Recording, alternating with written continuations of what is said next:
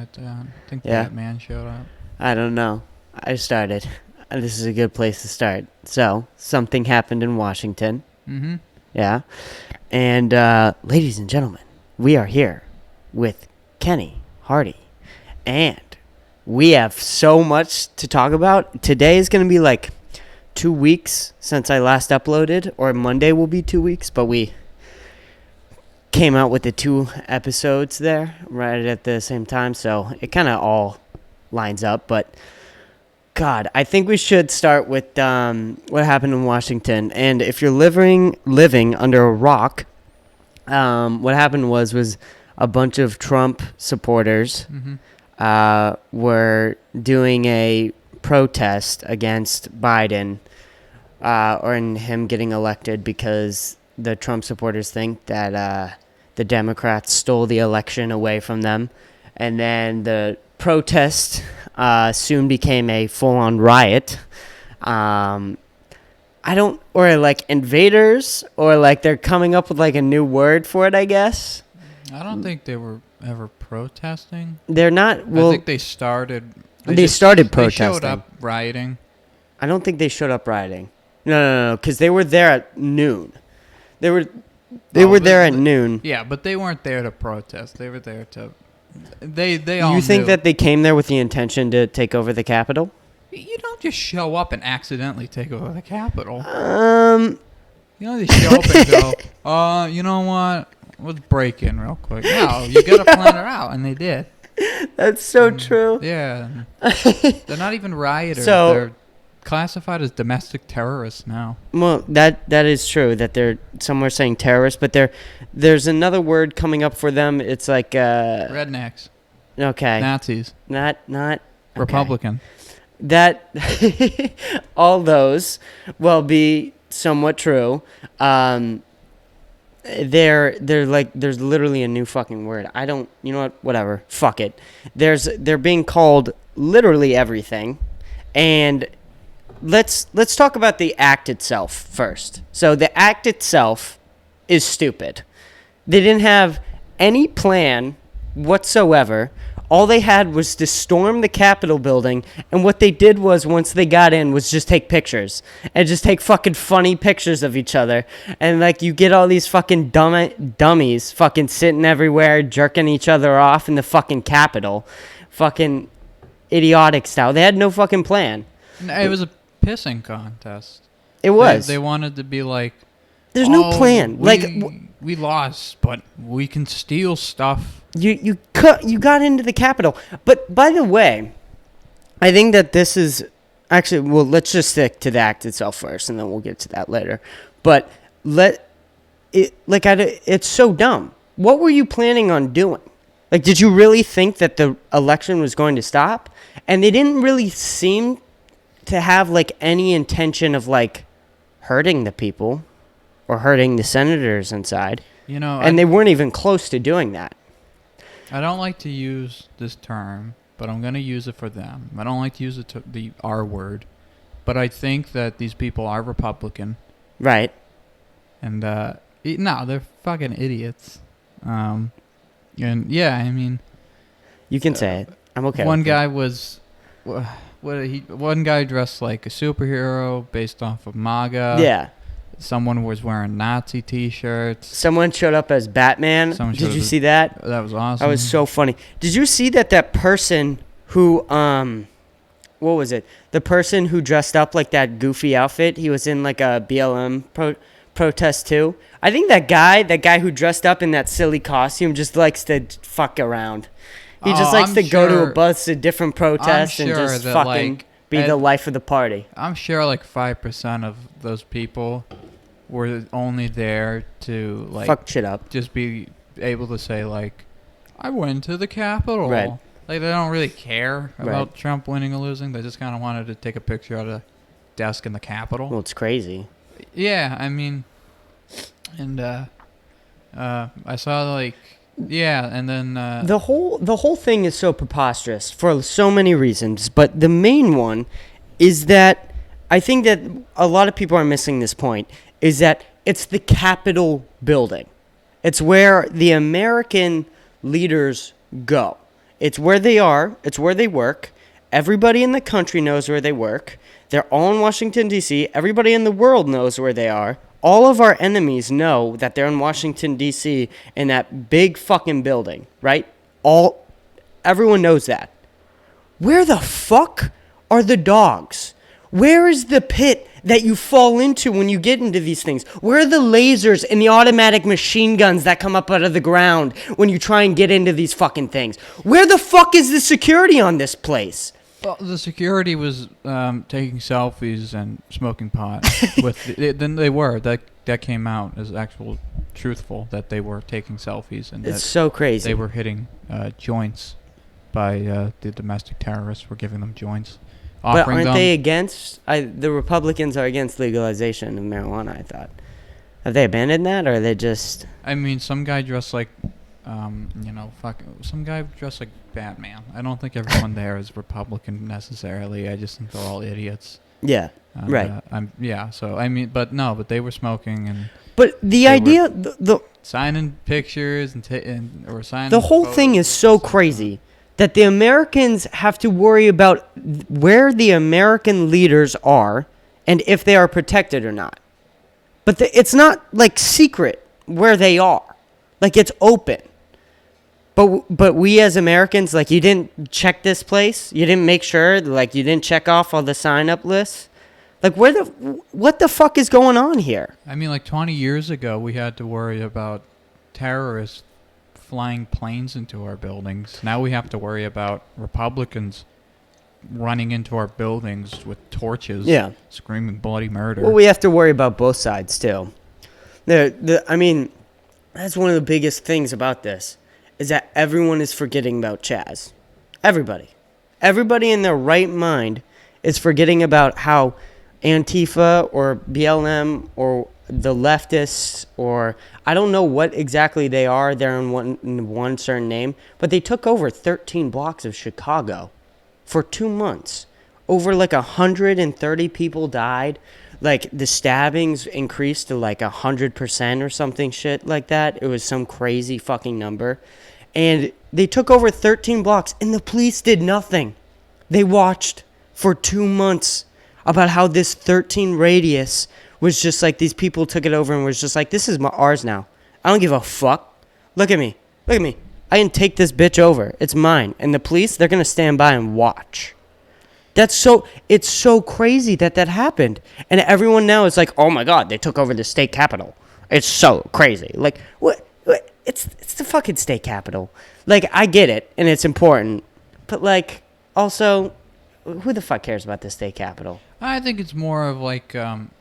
it's something you can recognize. Right, that is true. You know, like if... Well, there's a lot of... if you see people, walking or, protesting, 13 miles down streets. I mean, you look at the streets. Yeah. The streets don't really stick out to you. The people do. But when it comes to the Capitol, you kind of look... It's like up there. Like when you think of like government buildings, you think of the Capitol, the White House, stuff like that. Yeah. And to see one of those places, just completely torn to shreds and just completely, and like these are. Well, going back to what I said about where's the security, like it's symbolic and it's that where our leaders work. And so they took that place over. Like, I get that it's more important, and I'm just, kind of talking shit and trying to look out at all the sides here and play all the parts and play devil's advocate even for myself. Yeah. But it is like a symbolic structure, but it's also very important in that it's where our leaders are. Yeah, it's more just like respect alone as an American. Yeah. And, like Republicans those are considered the blue collar conservatives, all Americans, they're the ones who, typically when you think of a Republican, you think of a very conservative white Christian man who loves America. Right. And so to have Trump supporters, the domestic terrorists, who are, saying that we're Republicans is, that in and of itself is a hypocrisy, and then to add on that we have security at a government building that has been around for a very long time and is very just symbolically, it's just very important. And to know that the security guards who are working there were not only being, useless, they were contributing to, even more just, destruction and vandalism and everything. Yeah, well, okay. I'm sure some of the police were, and I don't want to discredit that. But there are videos of the people fighting the police to get in. But I mean, like, at the end of the day,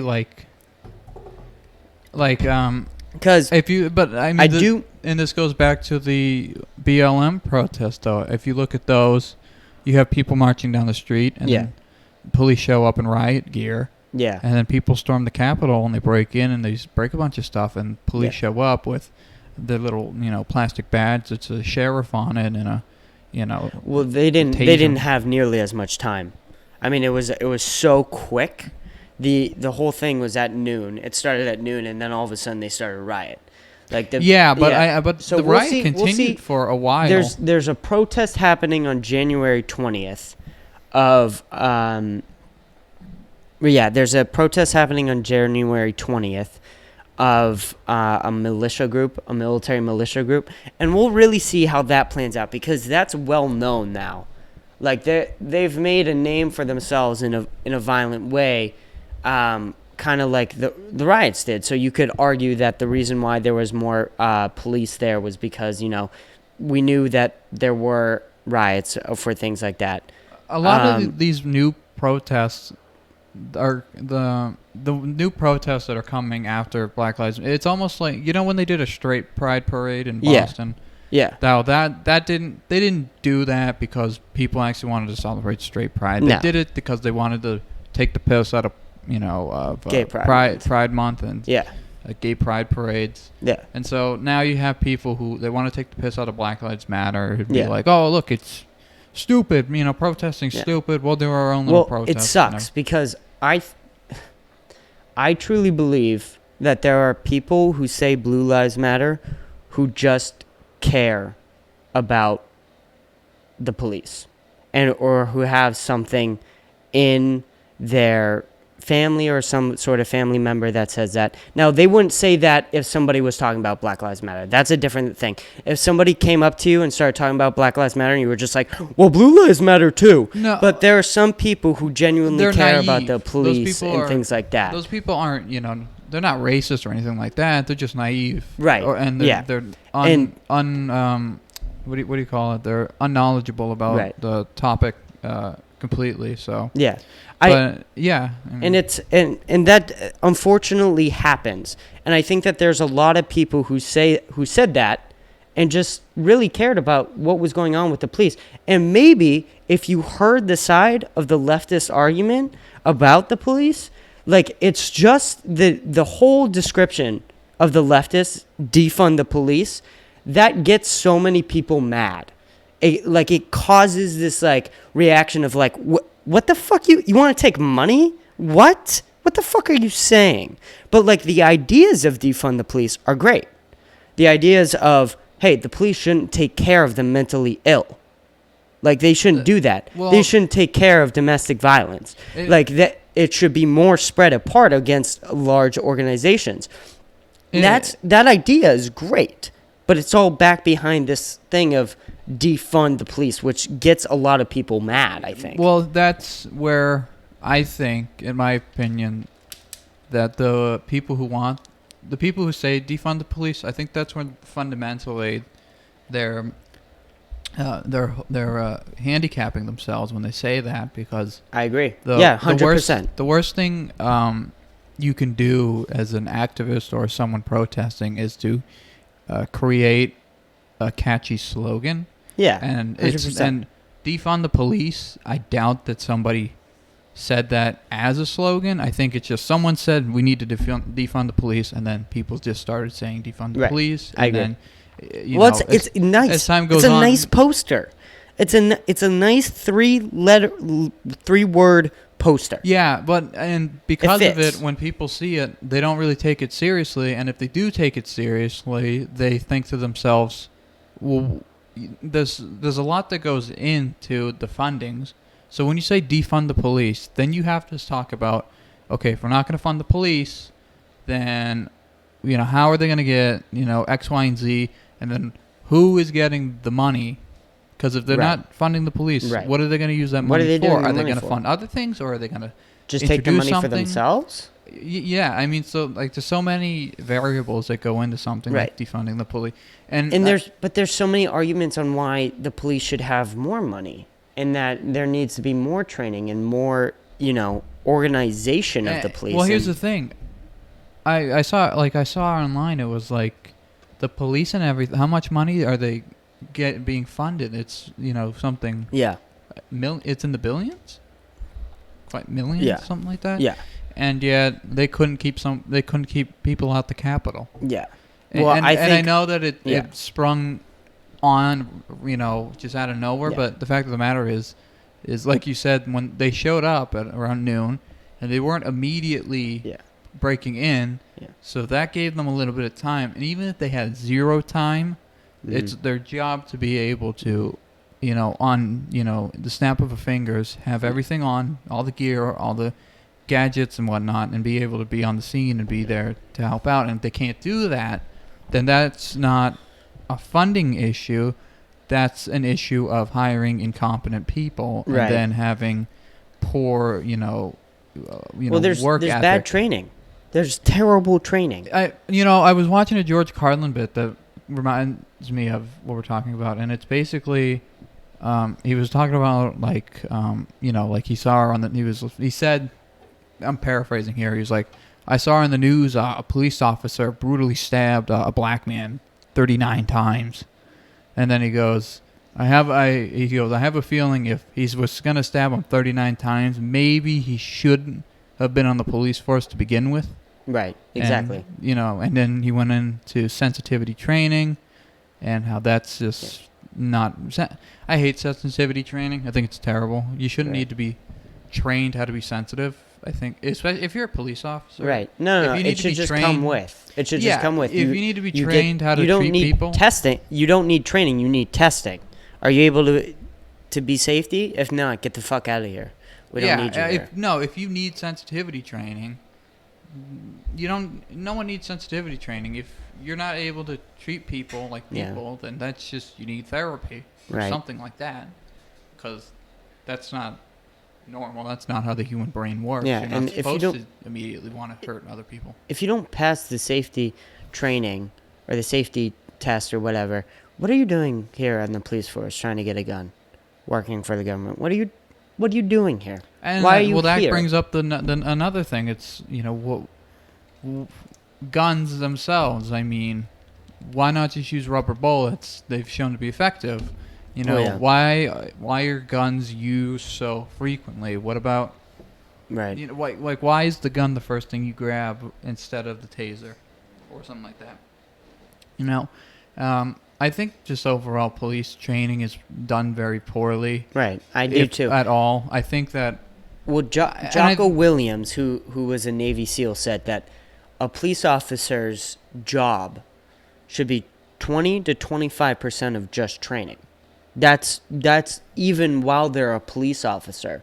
That's 1 day a week of them just training, going through scenarios, how to run scenarios, how to go over things, and really getting the practice of being able to go into these situations under pressure, and then they know somewhat what to do. And that to me makes total sense. But apparently for that costs a lot of money. Now, you said you brought up the $14 billion. Number one, I have two things because I would like to play devil's advocate. I don't want to push you or anything, but I would like to see how much money we spend on education and things like that. Because $14 billion sounds like a lot, but for a country of 33 million people, of relatively rich class, Like, I don't know what that equates to, if that's sounds like a lot more money Yeah, than I mean, it my actually basic is. point when bringing that up was that, you know, you look at other countries like Japan or something like that, or Yeah. and they have less money going to their military and to their police, and I haven't seen, you know, I'm not checking in on Japan and China all the time, but I haven't seen any protests or any people burning and trying to break into public. There's not Chicago in Japan. There's not Chicago in Japan. You know, that's there's just not. And plus, look at Japan on a map and look at the United States. Yeah, of fucking course we're gonna spend a lot more money on our police. Do you see how much land we have more? That's a lot more driving. That's a lot more gas. Like, you're not taking into account of everything of going on here. Like, of course we spend a lot more money than Japan on policing. Like, that just makes sense. Like, that's not. But you say that in a social media, and you get a couple, you know, people who don't really think about things, and they go, oh yeah, that does seem strange. Why does the U.S. Spend more money on policing than Japan does? It's like, you just think for a little bit, just a little bit, and you get like some sort of idea of why. I don't even think that the problem with our police is the money or how much we're giving, how little, because at the end of the day, more money you give them, the more toys they have. Less money, less toys. But at the end of the day, it's if you take a police officer and you get rid of all of his, if you take a police officer and you get rid of his gun, his taser, and his badge, he should still be a police officer. But I feel like really right now. What do you mean by that?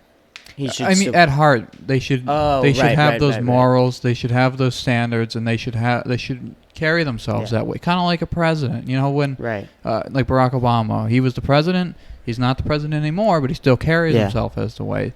So I'm saying, if you strip away a police officer of everything he's got, he should still be a police officer. Yeah. And I feel like right now, a lot of the times when I see it on news or social media, I see these police officers, and I feel like if you strip them away of everything they had, you'd be left with this, macho male stereotypical, Southern guy with a bad temper. I don't see them as, and there's a lot of them that are just, I see them and I see their actions, and I think that they all just come off as so angry or agitated at all times. And I know it's a very stressful period in time, but I think if there's one attribute I would want a police officer to have over any other, it would be the ability to be calm. Yeah. Well, that's one of the most complex things ever, because one of the things that, you look into the police, you see a lot of police officers with PTSD. And, you're just going to that job every day, seeing people commit suicide, seeing people try and kill you, see people, getting killed, all these horrific shit.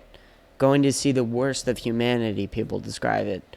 And, then there's also a large percentage of them, I think there's, a study done, it was, at least 40 or something like that, that was 40% of, police officers are sleep deprived. So you got a large amount of them with PTSD. You got a large amount of them with all of them with a stressful job. You got a large amount of them sleep deprived. And then there's also a lot of people that are unhealthy that are police officers. They pass the test and then they never have to take the test again, and they become unhealthy. I mean, what do you think is going to happen? You need checkups. You need these mental health checkups, and you need lots of training. These are basic factors I think we need in our police system that aren't really there. Going off of that, I like what you just said about how, they're. I feel like today. I want to add one more thing. All right, go ahead. If there is if they are racist, right? If there's a police officers that's even the slightest bit racist, which I don't know how many of them are. I really don't. I don't think the whole organization. No. I don't think every police officer that's ever existed is racist, but like I don't know what the percentage is. But I do know that if they are just a slight bit racist, right? PTSD, sleep deprived, stressful job, all these different accounts that happen. On top of that, it's going to contribute, and it's going to get real bad in the heat of the moment. And I think that needs, but it takes so much to see that. It takes so much, even if they have a slight of that, it takes a lot to really get that out of a person to see it on like an exam or something. Well, first I think you say, you don't know the percentage of how many cops are actually racist. I think I think there shouldn't be a percentage of cops that are racist. There has to be, right? I think. I don't think there should be. There should. No. There shouldn't be. I'm not saying that there should be at all. But that's what I'm saying. I'm not saying that. Yeah, I know. I'm saying I think that they're I know that you're do everything. You're saying that everything. it's hard to know if someone's racist or not, and there's bound to be some racist cops out there. And then when to some degree. Yeah, and it's hard to figure that out via a piece of paper. And I'm saying, just overall, I wish that we didn't have these types of cops. But then I think that I have a couple of things on my mind now, and it's first I think that we got all the time. I think that this is a long one, baby. We got this storage device on Christmas, so we got a bunch more storage so we can record a shit ton longer. All right, 24 hours, cool. Let's go. No, but I think cops are given too many chances. They have too much power, and too much power goes to people's brain. Like even the slightest bit of power just goes to it's like a human natural thing of just like taking over, having power, and then just becoming corrupt. I mean, yeah, and that's why you really need the right person to be a police officer, because what's stopping a police officer from pulling their gun out and making you do whatever? No, well, Nothing. So you need the right person, and I think that they're given too. I see a lot of times, like you'll look and it'll be, like for instance, the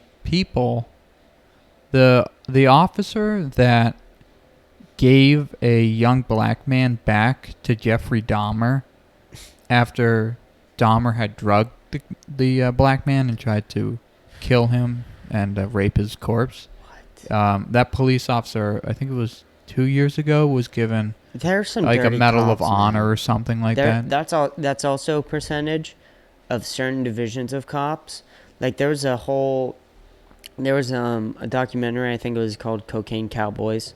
I think it was like all about there was a picture taken, I think, and if it wasn't Cocaine Cowboys, it was another documentary or another story. It was a picture that came out like in the 70s of this police force. Every single person in the picture ended up being killed in drug charges or ended up being jailed for drug charges. Like everyone in the picture that graduated the police academy did. And it was such an insane story. And that's another part is that, look, there's dirty things, man. And police are they're not above that. Like there's dirtiness in every single business along the way. Yeah. And one of the biggest things is the drug game. Drug game's easily one of the biggest and one of the most influential for cops. It's huge. And because there's so much money in it. And there's so much money in it so that there are people that can pay off cops. And especially when the mob was around and they were just able to buy policemen, essentially. Like, it was crazy. And it was an insane time. And I don't think it's as bad as when the mob was around. I'm not saying that. No. But to think that there's not a little bit of that going on today, you'd have to be crazy. No, and I mean, going back just to, let's just take the cops that we've seen recently in the news. So let's just take those cops in, Washington and the cops that are around in BLM. I definitely, I think I just see too many times, and I hear too many times about them making a mistake and then being given a second chance, and then it's you too much. Well, too yeah, many and times. you can say like, oh, but everyone deserves a second chance. I want to expand on that because I completely agree with that. But I want to say one thing. That goes for every single person that works in government. Every single person gets way too many fucking chances. I mean, but continue. Yeah, I like to think everyone deserves second chances, but then again, John Wayne Gacy probably didn't deserve a second chance. So, no, I think if you're like a cop, and if you really fuck up, I think if you really fuck up even once, you should just be taken off the force. Right. And that might be like, oh, that's harsh. How's he gonna make a living? Well, go back to college, I guess. Yeah. Because because at the end of the day, when you're talking about police, you talk about life or death, and their fuck up could equal, death. Not just one; it could countless. So, and I mean, and I think if a cop is clearly, even if it's just like there's an incident where a cop is clearly being biased about something, that cop I think should just be taken off, just because, you can't rely on someone who isn't able to shield their bias and their personal beliefs. Right. Because that's what a cop needs to do: shield their personal beliefs and their personal biases, and they need to put forward their code of ethics that they have dedicated themselves to, and then and I think a lot of the time it's they on the outside they seem like they do, but then when it's just them and someone that they can bully and that they can push around easily because they do have too much power, that's when you see the personal agendas come out. Yeah. And going off of what you said earlier about how a lot of cops have like a lot of PTSD and stuff like that, I think right now we live in a very shitty time period, not just because of COVID. Because I think that the more and more that mental health and stuff like that has come to the forefront. Right. I think it's being talked about more, but people are being nothing's being done is what I'm trying to say. Yeah, no. The more we're talking about it more, but we're doing less for the people. I agree. I 100% agree. Person has depression, we'll talk about depression, but we're not gonna actually get them with a psychiatrist.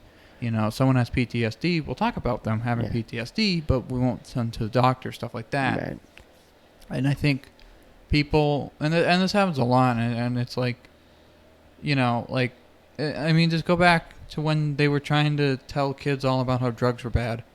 I mean, drugs back then were at an all-time high, and it's because... Well, it's on an all-time high now, more so. I don't know, but for back then...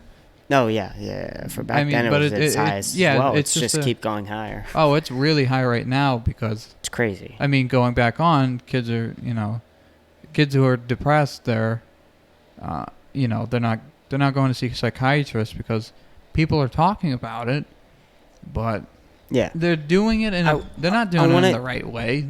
I feel like you're talking about a little bit something else. I kind of want to stick to the police and the Trump thing. We can rejoin about the whole mental health thing. Now I want to get back. So let's wrap the first segment of this up. So what happened at the Trump rally and how it went down. We established that a good amount of them probably went there with the intention of storming the Capitol. Yeah, and a lot of them had that intention, and then the ones who didn't just joined in when it happened. By peer pressure and shit like that, of course. Not even peer pressure. I think it's a little bit. It's got to be a little bit of that, right? No, peer pressure, no. Just storming to the Capitol, no. I think it's more of they saw the opening. Right, you see it, and you see other people are doing it, so you think it's a little bit less okay, or it's a little bit more okay. Yeah, that's not peer pressure. That's. I think that is. No. Peer pressure is when your peers pressure you to do something. If you see your peers doing something and you yourself consciously think that it is now okay, that's not peer pressure.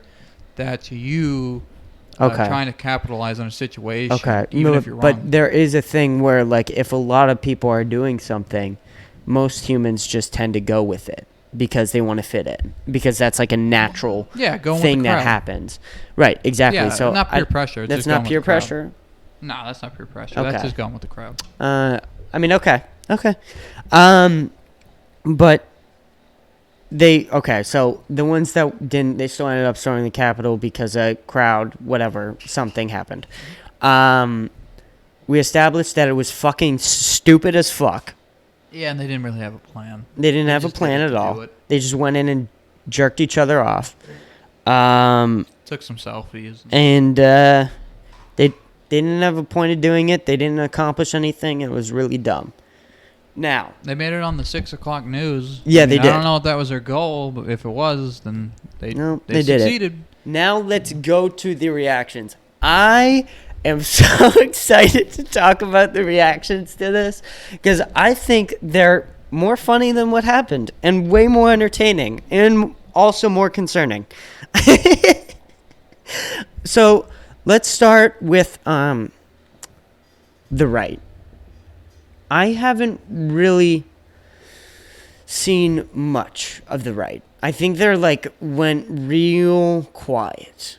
Did you notice that? I didn't see anything personally from the right that was really said other than the Donald Trump thing that we're about to get to, but we will get to that in just a second.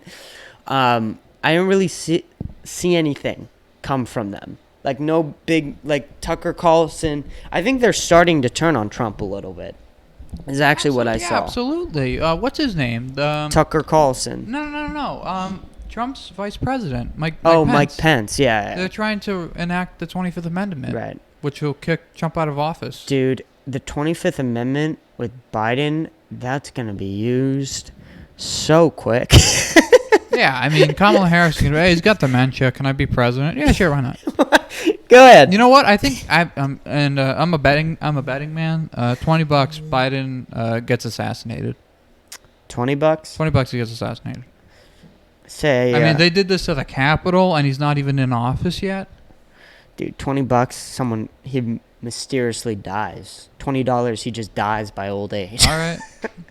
I think he's getting, something's happening. Dude, he's dying. Yeah. Someone's gonna hand him cough medicine. It's gonna be got fucking poison or something. Dude, so which way is Biden gonna die? Okay, we'll save this for a little later, but that's a good question. Yeah, that'll be a weekly segment. How does Biden die? Because he's dying. Biden's dying. So we established all that the action was stupid and all that stuff. We didn't really see anything from the right other than most of them are trying to go against them or staying silent. Let's talk about the left's reaction to this. Because I think... Oh, wait, No, we'll save the president. We'll do the president back to back right after this. Yeah. I think the left's approach to this was hilarious. I think they were both equally as bad. I think... No. Yeah, I think... I think, obviously, we'll get to Trump's, obviously. Right. I think everything that... But I'm talking about the left's reaction to it, because the left was so active on social media when this happened. They were posting, I'm spamming. Specifically talking about Biden's talk. Biden, fuck, that was awful. That was so bad. If you count the amount of pauses he takes and awkward silence, dude, and dead air. I would punch you in the face if you talked to me like that. But we'll get to that. Well, the thing was with the left's reaction to it. With just the reaction of just, oh my God, if you're a Trumpy, I feel so embarrassed for you. That is so terrible right now. Notice how the Trumpies are being silent. Shut the fuck up, okay? What are you saying? What the fuck is that? And then they're gonna call the fucking Trumpies being sore losers. What? You're being sore winners. You were sore winners. And you were also sore losers in 2016. You completely made up Russia. Well, here's the thing. I'll say that there were a lot of strong reactions in 2016, but it was not this bad. No. Well, no, they didn't storm the Capitol. No, but they didn't. Was there? I can't remember any physicality over 2016. There wasn't any physicality, but the media coverage of it was terrible. Yeah. There was so much media coverage, and they impeached him over it. Yeah. And that was bad as well. I think media coverage is one thing. I think physical action. You're right. I think that's you're right. a whole. You're right. No. I'm not saying that it's what Trump did, what the rioters did was worse than what happened on the media. I'm not saying that at all. I'm not trying to say that. But what I'm saying is that it was worse. It was worse. Yes, Yeah. that is what I'm saying. Is that it was worse, and I'm not saying that it wasn't. But the thing is that you did something bad as well. You can't sit there on high grounds and be like, "Oh, I didn't do anything at all. Look at what they're doing." Like, you pulled the same crap as well. And the things escalating to this, you contributed to. Because I don't know. Because obviously it's the right's fault and whatnot. But both sides had to contribute to this. I mean, this was an escalation of things over the year and things like that. Both sides are very childish. They're both terrible. You know, they're both horrible. The Trump people are worse, just by default. You know, for being, racist and anti-Semitic. Right. And if they're not those two things, then they're breaking shit. And then the Biden supporters, the Democratic, a lot of them are just crazy. A lot of you know what? I feel like a lot, especially the younger ones, they don't really care about anything Biden stands for or wants to do. No. They just know that Trump's the bad guy. Trump bad guy, Biden good guy. It's monkey explanation. Trump bad guy. Yeah, Biden good guy. There's a daddy thing. There's a Biden daddy. Like, he's gonna come in and he's gonna save us. Like, do you know what he did? He's Crime Bill Biden. As Andrew Schultz would say, he's Crime Bill Biden. He made the crime bill and it put more black people in jail than fucking almost any other politician ever. It was terrible. Well, yeah, and that goes back to it. A lot of them are just kind of, it's like a bandwagon type of thing. Where, and yeah, it's a good bandwagon, you know. I definitely jumped on it, you know. Not to the extent of, I'm not posting about Biden. Right. Because second he goes in the office, I really don't give a shit. I think. You just wanted Trump out of office, which I think everybody, except people who are crazy, wanted him. Well, because I was torn, really because I've said on this podcast many times that I didn't really have a stance on it, and I didn't really have a preference until Kamala Harris was vice president. And then I was like, okay, I want Trump over Biden. I didn't like Trump at all to any degree. I'm not like an insane Trump hater or an insane Trump lover. I don't like the guy. He's an idiot, to play it nice. But like, I didn't, Kamala Harris, what she did in California with those marijuana and prosecutors and all those things, that's terrifying to me. And I don't like at all what she did there. And I didn't like it because she was a bitch to Biden.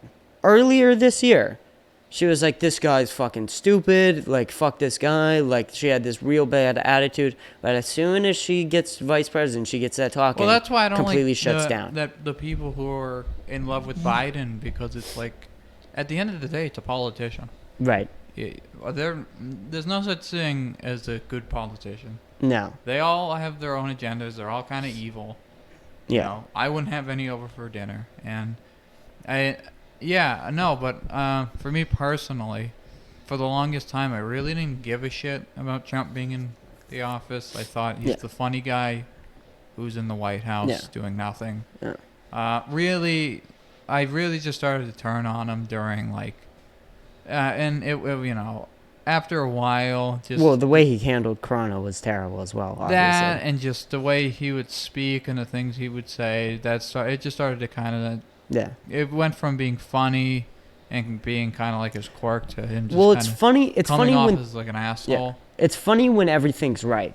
When everything's good, right? It's like, oh, haha, he's got like kind of a jokester. Yeah. But when shit hits the fan. Yeah, when the economy was at a very high rate, you can make jokes and whatnot. But when we're in the middle of the pandemic, you really shouldn't be making jokes and hiding in a bunker during Black Lives Matter protests. Stuff like Exactly.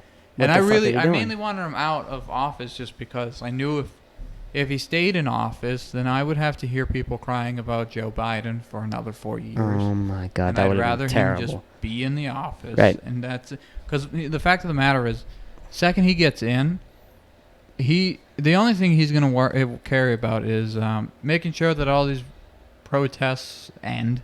Make sure all the Trump domestic terrorists, go to jail and whatnot. Yeah, he's gonna focus on the vaccine. I think a lot. And then, but the second the rioting, the protesting, and the virus is over, you won't hear anything from him. No, not a single word. No, if he came into office in 2016, you wouldn't have heard anything from him. No, because like look at Obama, like nothing. He never did. He didn't. People say he didn't do anything. It's because the fact of the matter is the president really shouldn't have to do much. Right. The country's got to really fuck itself. It's not formatted for them to do a lot. It's really hard to get shit done in the government.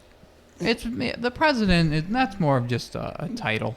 Well, yeah, you're right. I mean, obviously, you do have a lot of power and a lot of privileges, and you can still, pass laws and all that and whatnot. And your voice is much louder than everybody else's. But at the end of the day, you're one guy in the government. So, you're really there to do bare minimum for them.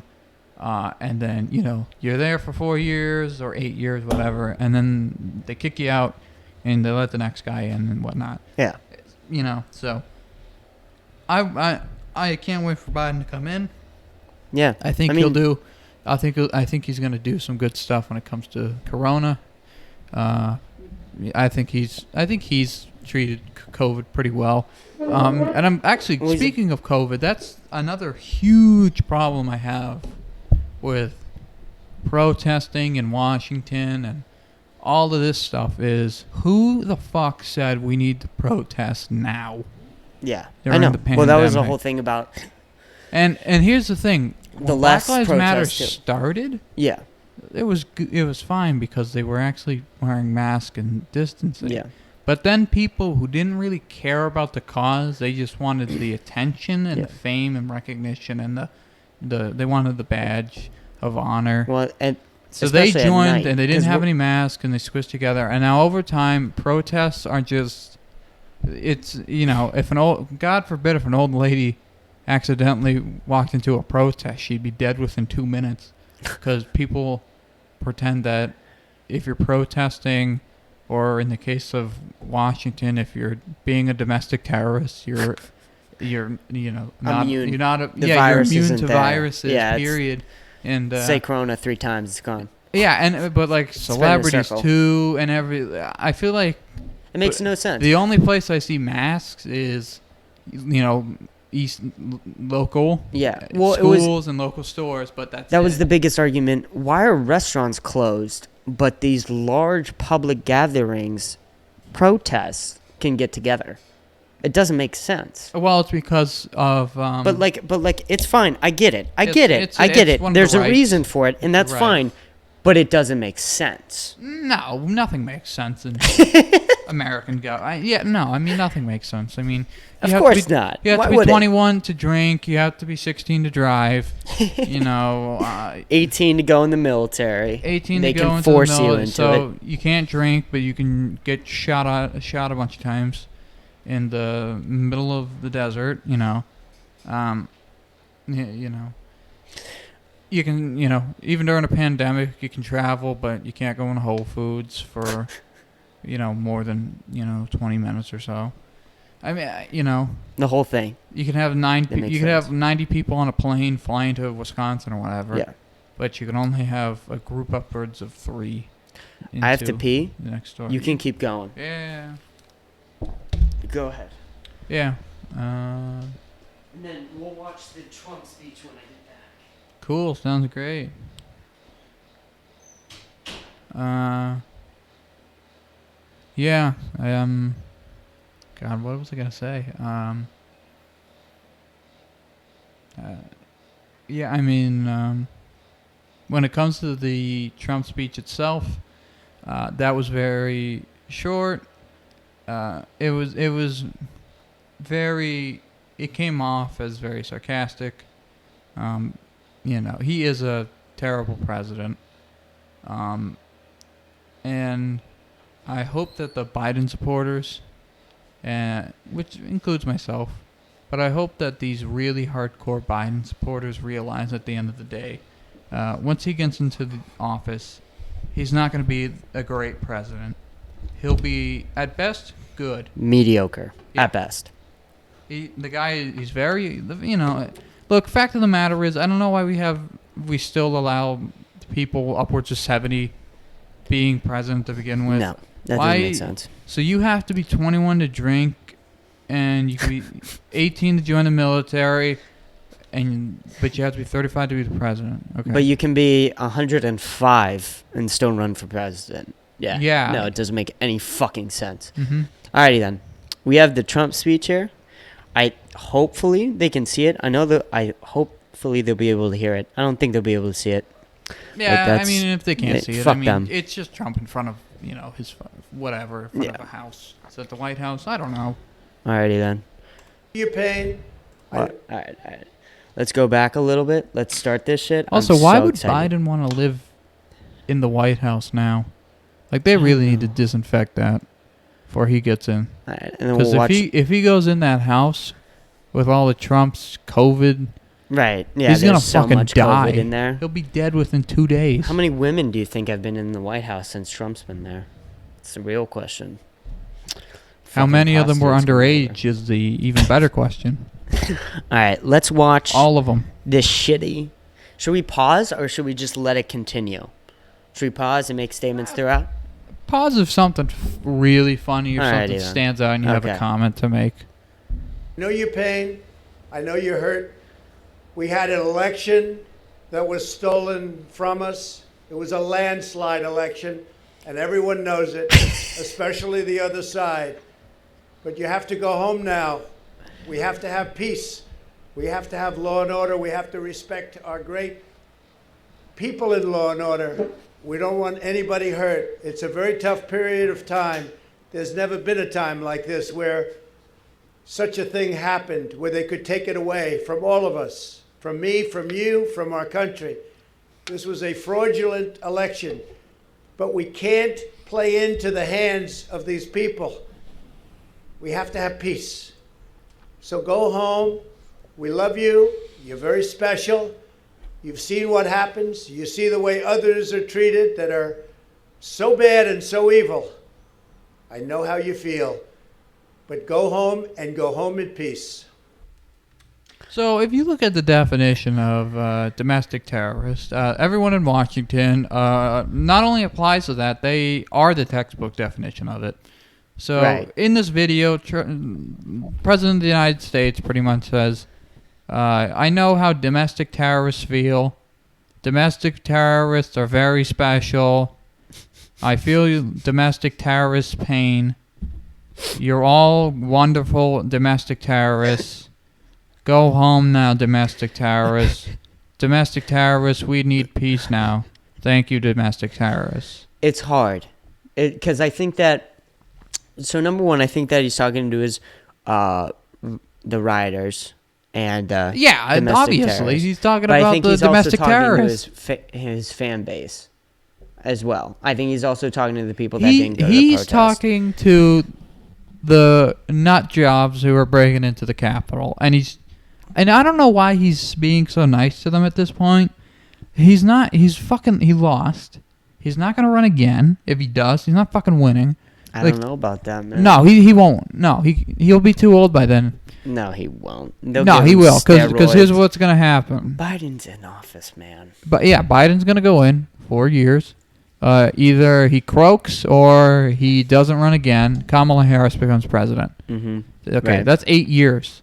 Donald Trump is how old? 84? That's not... I don't think Kamala Harris will win. You think she'll win if she runs for re-election? Fuck yeah. I don't think she will. Oh, we'll see how she does. Yeah, she will. I don't think she will, but we'll so see. he's talking to the domestic terrorists, but here's the thing.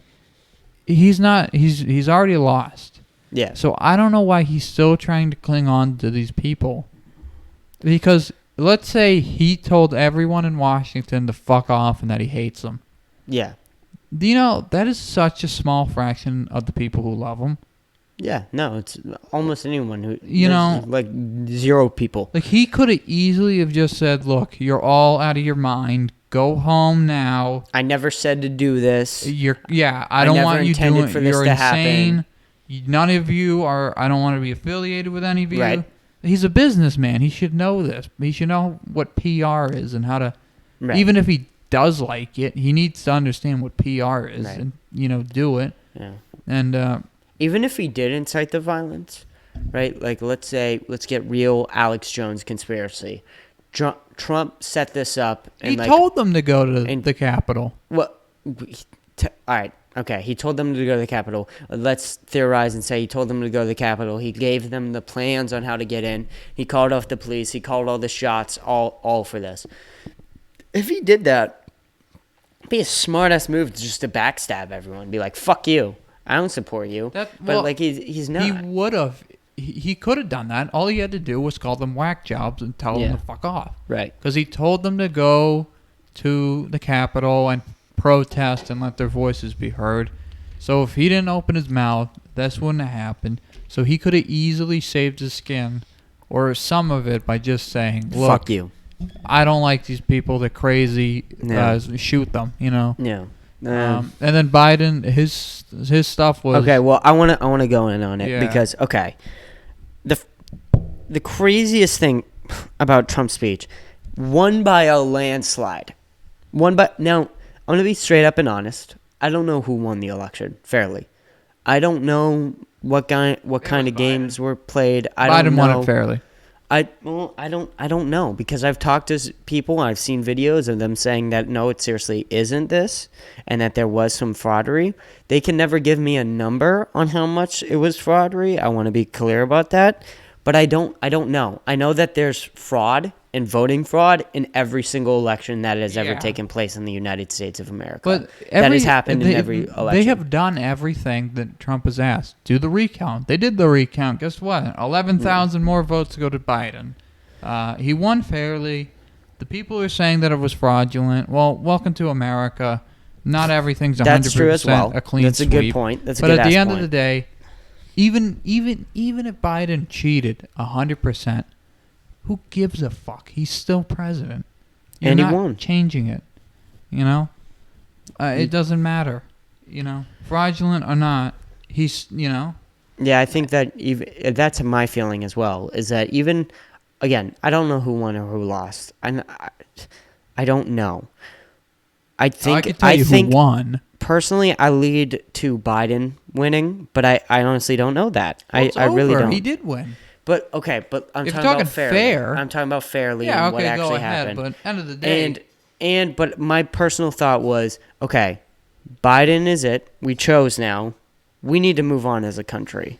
And unfortunately, this is our guy now. He's dead. He's dying. It sucks. I don't fucking like him, but he's our guy, and we gotta move forward. I've and if never you don't liked a president before, when JFK, who the fuck was alive for JFK? No, 8 people. Here's the thing. And the people who say they like JFK and weren't even alive. If you go back and read about JFK, he's so crazy. Well, first of all, he's so that his whole story is so crazy. He was only in office for less than one fucking term, and then he slept with Marilyn Monroe and got his head blown off. And then people say, "Well, I like Obama." You like Obama? You think he's a good president? Well, tell me one policy. Tell me one thing besides Obamacare that Obama introduced. Nothing. I don't give a fuck about presidents. No. No. I have a very, very, simple way to decide if they were good as president or not. Yeah. Did they blow everyone up? No, they were fine. Yeah. I agree to that. Trump, he kind of did blow people up. So I'd say he's not. Well, if you look at Syria, what happened to Syria after Obama? Oh my God.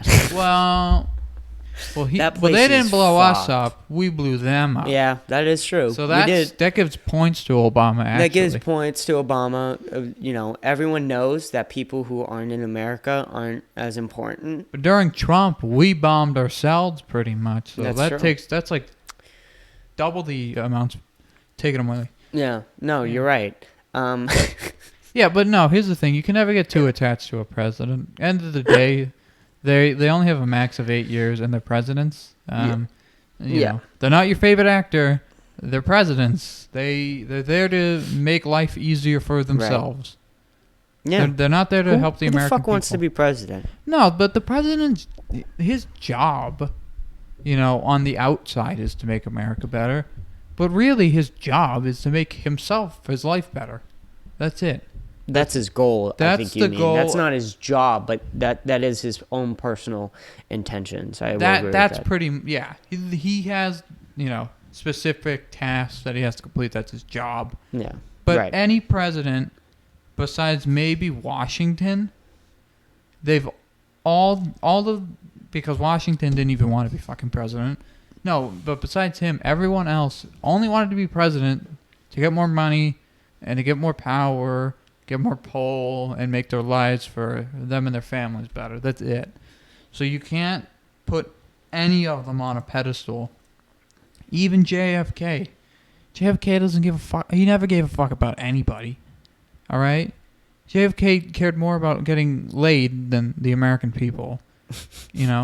How do I know this? Because he kept fucking Marilyn Monroe on the job. All right? You know that he went to a doctor called like Dr. Feelgood, and he was like a known meth dealer. Yeah, I mean, like he acted more like a president in Call of Duty than he did in real life. He went to a doctor Dr. and got Feelgood. fucking meth. That's a Motley Crue song. Legal, just fucking Dr. Feelgood. Yeah. He's the one who makes you feel good. I don't. He's It could the one who be makes you feel something else, but alright. it's some crazy fucking name like that. Probably is. Motley Crue. They always took fucking insider funny jokes and made song titles out of them. JFK, meth doctor. I think I spelled doctor wrong. Doesn't Yeah, of have course an I E. did. Dr. Feelgood's Meth Medicine in JFK, Seaside Palm Beach. What's up, baby? Look at that. Dr. Feelgood's Meth Medicines and JFK. While JFK was a popular president and leader for the racial integration in the United States, he also had many secrets behind closed doors. Contrary to how he was portrayed in the public eye, John F. Kennedy actually had many struggles with his physical health, from chronic back pain to adhesions. I can't He's fuck. nuts. I can't fucking read for shit. Disease, a disorder involving hormone deficiencies. The former president was a mess of unknown health problems. What the fuck? Dr. Feelgood was Dr. Max Gabeson, was a German-born doctor. Of course he was fucking German. German doctor who was famous for crafting strange cognates used to help people to feel happier and healthier. He fled Nazi Germany for America. What the fuck is this story? Wait, he fled Nazi Germany for America and quickly made a name for himself in New York. His fame, Dr. Max Gabeson, earned by the nickname Dr. Feelgood from his patients who swore by his trippy injections that gave them energy and made them feel happier. Oh, so he came from Auschwitz, and he made the Jews feel happy in Auschwitz. Thank God. We need men like that. What the fuck story is that? Yeah, but hold on. Jesus Christ. The only reason JFK is regarded as a great president is because of I had no idea. Yeah, but the only reason JFK is regarded as a great president is because of all of his civil rights work. That's it. But that's it. That's all he did. And holy shit. To be fair, He had that a is Nazi very, doctor. very important. But He had a Nazi doctor. yeah. A Nazi doctor. What the fuck? I didn't know that. Yeah. Okay. And they're telling us that George Washington's got wooden teeth. They should be telling us about Dr. Feelgood making JFK get some meth. That'd be fun textbooks. Dude. Chapter 13, Dr. Feelgood. Chapter 14, Methin' and Jeffin'. Oh, yes. Oh, yes. And we want to get on to the Biden speech. Yeah, sure. Now that we learned about the Mr. Nazi, JFK over here. Let's get on. JFK wasn't a Nazi. Well, I know. I'm just fucking around. The doctor was the Nazi. All right, you think Dr. I'm going to Feelgood talk was in about this. Washington? This is crazy. This is so insane. Oh, my God. Marilyn Monroe was one of his fucking patients. Of course she was. Oh, she was all over the place. She was crazy, dude. Bet she was fucking him. All right. He fucked him on his birthday. Yeah, dude. She fucked everybody. There's a story of Marilyn Monroe who took like a 13-year-old's virginity or some crazy shit like that. Yeah, well, that was back in the day. Marilyn. You spelled Marin M-A-R-Y-N. Dude, I don't want to fucking talk about it, man. I don't want to fucking talk about it. Not Marilyn. All right. Marin. All right. You know what? Here we go. You want fucking... Where the fuck was she? Here we go. We're copy and paste her name. Because I can't fucking spell for shit. What the fuck? Can't even copy and Marilyn... paste it. What? I'm gonna fucking kill myself. Come on, it's M-A-R-I. I can't spell for shit, bro. If I'm you put telling M-A-R-I you right now. in, Marilyn Monroe will show up. I can't fucking spell for shit. She's like, you know. Here we go. Marilyn Monroe taking 15-year-old virginity speech. Why is that? Marilyn Monroe took my virginity when I was 15. 15, and I was... I killed for the first time and at age 11. Life of Godfather actor Gino Russo. Oh, it's the guy from The Godfather. Perfect. Makes sense. He was fucked and lost his... At 33 years old, she was more than twice his age. But that did not stop taking his virginity. She had an eye for star power. She looked at him and said, "You'll be in a gangster movie one day, probably." He took a 15-year-old's virginity. Dude, could you imagine if that was... Like, I'm laughing right now. Could you imagine if the roles were reversed? If it was a boy taking a girl's 15-year-old virginity? Well, back then, would have been nothing. It would have been... Nah. I don't know. No. I can't say. I can't say. Back then, no. Are you kidding me? me? You might be right. Back then, and he would have gotten his... Back then, he would have got a high You're five. 100% right. I take that Cop back. would have been like, "What's up, dude?" You're right. Okay. Martin Luther King was fighting for black people rights. Are you kidding me? You think they had a problem with a 15-year-old getting laid? No. Even if it was a 15-year-old girl. Back then, they were, insane. You're not wrong. The Catholic Church was around. So, let's give it up for Biden here. Let's get back. Mr. President. We still haven't finished talking. We've had a bunch of midterm conversations in the middle of the conversation. I kind of like it. Yeah. But getting back to the Capitol shit, let's look at Biden's speech here. And the fact that people are saying the speech is in any case good is so shocking to me. It's not good. At this hour, our democracy is under unprecedented assault, unlike anything we've seen in modern times. An assault on the citadel of liberty, the Capitol itself. An assault on the people's representatives, the Capitol Hill Police, sworn to protect them, and the public servants who work at the heart of our republic. An assault on the rule of law like few times we've ever seen it. An assault on the most sacred of American undertakings, the doing of the people's business. Let me be very clear. The scenes of chaos at the Capitol do not reflect a true America. do not represent who we are.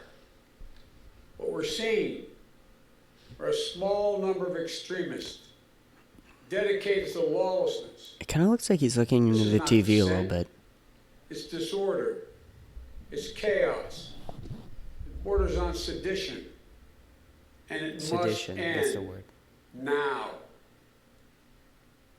Right there, I call on this mob to pull back and allow the work of democracy to go forward. You've heard me say before in different contexts, the words of a president matter, no matter how good or bad that president is. At their best, the words of a president can inspire. At their worst, how long was that pause? it can incite. Know your pain.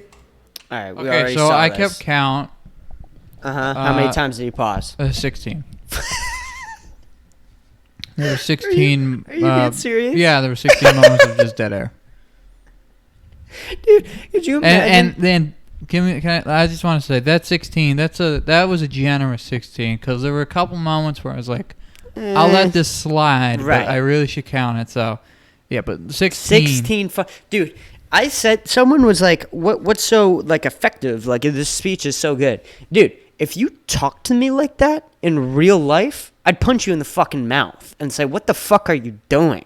Could you imagine if every time I had to say something, I had to stop in the middle of me saying it? Wouldn't that be really fucking weird? I'm not sure, it's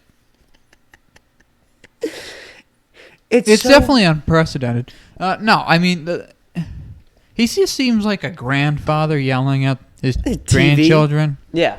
Listen to me now. What are you doing? Stop this. What you're doing, it's not playing. It's anarchy. And that thing that he said right at Put the the end. frisbee down, Yeah. I've said this in different contexts before, but a president can either inspire or can incite violence or incite something.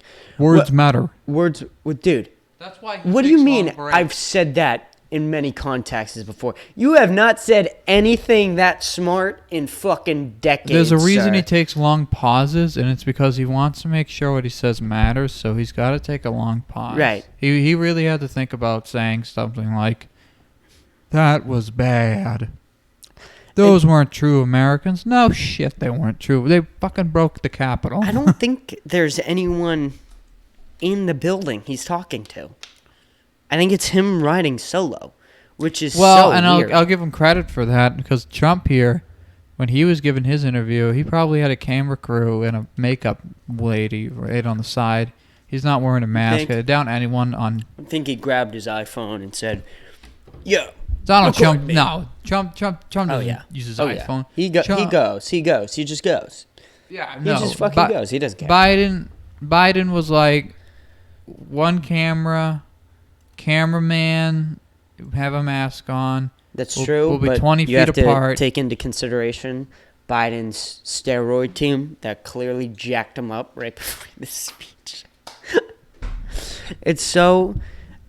There's. I'm sure they both have people there with them.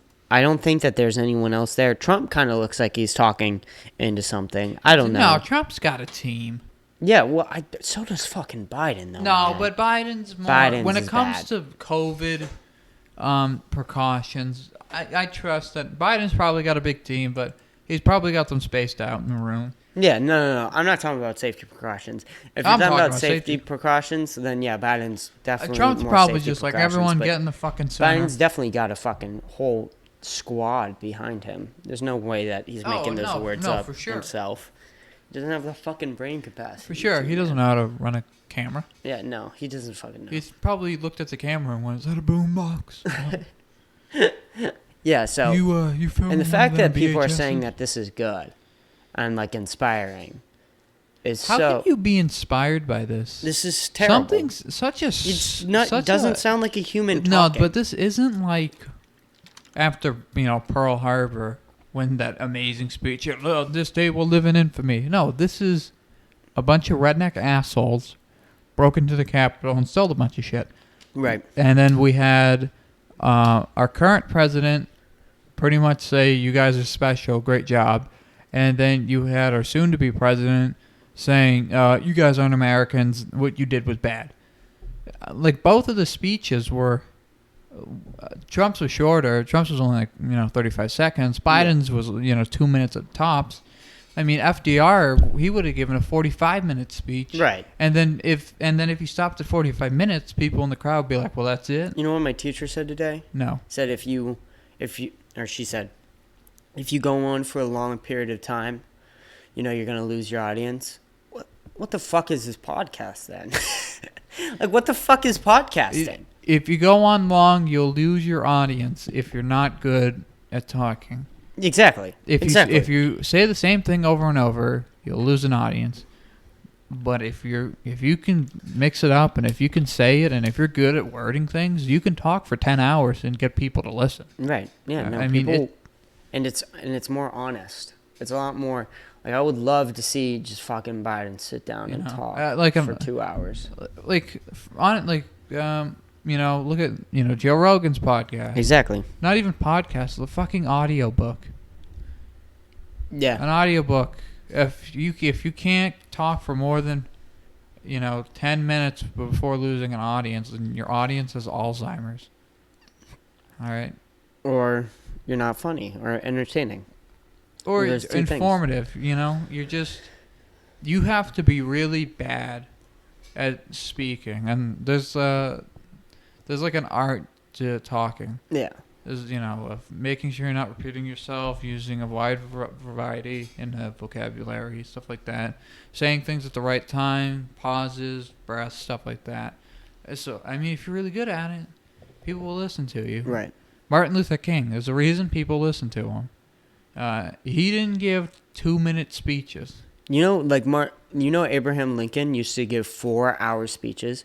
And not a single person even got out of their seat once. No.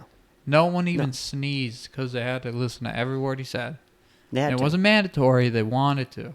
That shows a good speaker. Right. And not only that, when you have that time space of 4 hours, like, you can have someone ask a question and legitimately frame a question and talk and be able to ask what this is where you're Ronald about. Reagan is. I think this is why Ronald Reagan is so highly regarded, because his speeches were great, but he had a mathematical way of doing them. He brought cards out, but the cards only had jokes on them, so he could sprinkle a joke out every once in a while. Because it's a good way to break stuff up and start fresh and not repeat yourself. Right. So he could go on for a couple hours and people would listen and say, that's fine. Obama was very good at speaking. That's why he got so popular, and that's why he became president. He got the Trump second term. goes on for hours at these events. Trump doesn't shut the fuck up, and he repeats himself, but, people will still listen to him because he's got a funny voice. He's got a funny voice, and he's good with hand gestures. Right there. So. Yeah, he is. I need to work on my hand gestures. And then get the face. Yeah. Get the duck face. But Biden's not a good long time speaker. He can. I've seen him give a couple good speeches. Well, that was in his older days. When he was his younger, older days, he was got great. A hell of a speech for 30 hours. Yeah, no, exactly. But you got age. Age hits people, man. It's not a fake thing. Yep. Pretend it's not. Okay. That whole thing of just ageist. What is ageist? What are we doing? Are we lying here? It's a fear of dying. It is. It is Pretty a fear much. of dying. If you're afraid of being old, then that just means you're afraid of dying. Yeah, I mean it's okay. It's not a sin to be old. Older the wiser. Yeah. It's like being called young. What does that mean? I mean, it's just... It's not an insult. It's a fact of life. Exactly.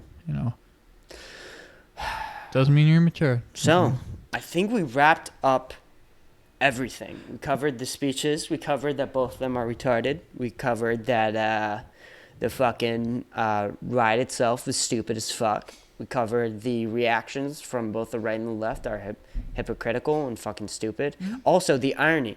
Now, that was one thing I wanted to cover. The irony of it all, because that was where the Republicans got hit real hard here. Because they spent the last months just sitting back, watching the left go protest and riot and burn shit down and loot and stuff like that. And they were like, look what we're not doing. Look at how we're better than them because we're not doing this. And that hit them. And then they did something real even hard. worse. Yeah, exactly. And that was the big that was the biggest thing of this whole thing, I think. The BLM, I mean, that's not a Republican Democrat type thing. No. So I don't know why they're so. And I mean, fact of the that's matter, that's part of the big thing. the BLM protests. Those people didn't loot. Looters decided to do that when people were distracted by the Black Lives Matter protests. Yeah, I agree with that. So, but these Trump supporters, they got up and said, fuck it, let's go do this. So, yeah, very hypocritical, but they don't know what the word hypocritical means. Yeah, exactly. You know, they're fucking rednecks. Well, I mean, it was crazy when they were like, the biggest thing that I think Biden came out and said is that if they were BLM protesters, they would be treated very, very differently. And it's like, well, in different states, maybe. But, like, the thing with the Black Lives Matter protests and riots is that it was countrywide. The entire country had them. And in some states, they were treated horribly. Terribly. And I don't want to, like, say that they didn't at all.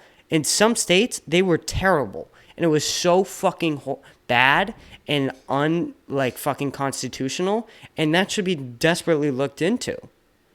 But if you look at it in California, where the police were ordered to stand down as looters went in and looted buildings, and the police just stood there and watched them, and watched Chicago, and see that the crazy extreme leftists take over 13 blocks of American-owned land for 2 months, and the police sat down and didn't do anything.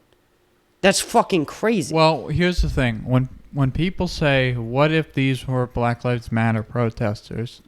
The thing is, when you look at California, Black Lives Matter protesters, they were doing just that. They were protesting.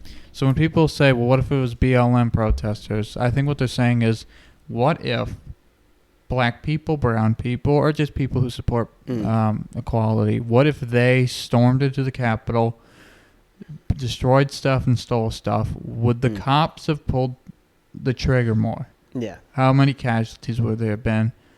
And just, I mean, looking back at that's factual as well. The last month, if you look at that alone, then you can safely say that a good amount of them would have been killed on the spot.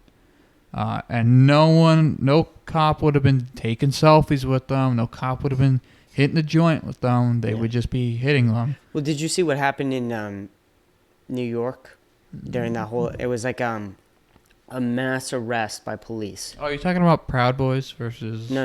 whatever? It was BLM protesters in some like fucked up place where it was like some sort of mayor gave down this like really weird law or some shit where they made arrests on everyone who went and protested.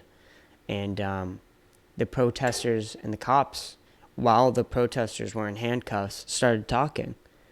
And someone showed up with a webcam, and they filmed it all, and they were showing how the people in handcuffs were talking to the police officers.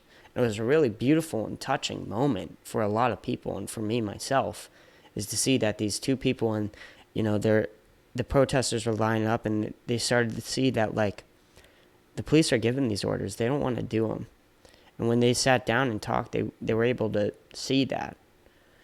And it's unfortunate that didn't get a lot of attention, and it's unfortunate that they didn't get a lot of praise. And specifically what you just said, they don't want to do it, they're just being given orders.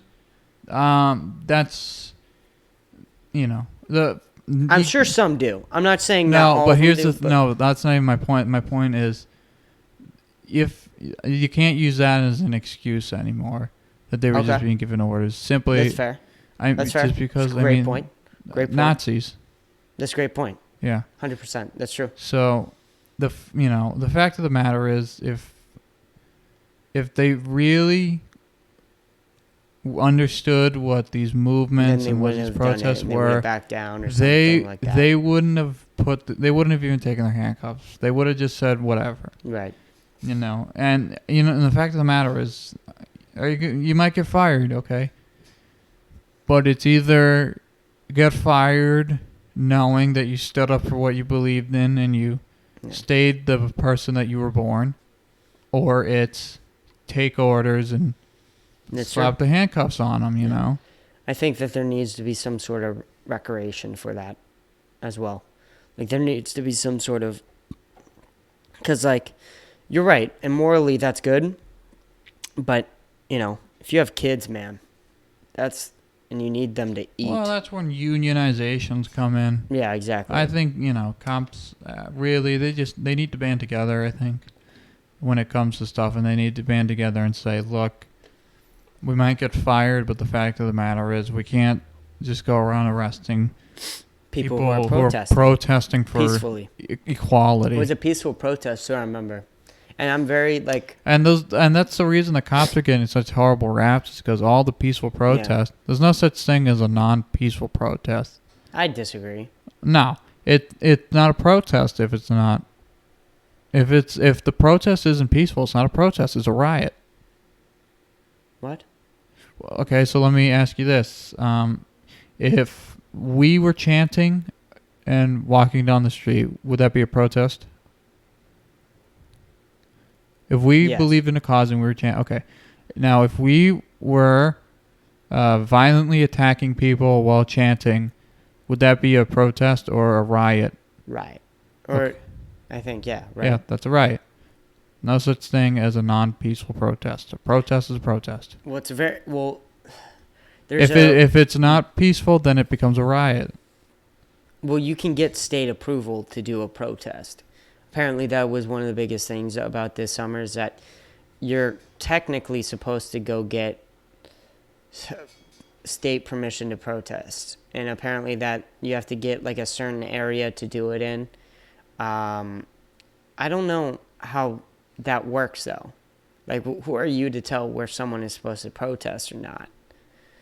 Yeah. And so and that's a law. I don't know if I think that law is kind of flawed in a lot of ways. I think a lot of laws are flawed and contradictory. Yeah, they are. But I don't think any of it's going to really change. I think right now with Black Lives Matter and with the Trump supporters and stuff, I think it'll slowly dial down. Like Black Lives Matter before. I think that it's either going to get better from here. I think it's going to get better from here, or it's going to get a whole lot worse, a whole lot fast, and it's. I think it'll be bad right now, but then because before. I don't think that. Well, I mean, we'll look right here. I mean, before what happened in Washington, how many people were talking about Black Lives Matter? 0. Yeah. Or not so and that was huge. Yeah. The looting and blah, blah, blah. That was huge. And then that just went away out of nowhere because people saw, okay, Biden's in office, so that means we don't have to say Black Lives Matter anymore because Biden likes black people. Good. Done.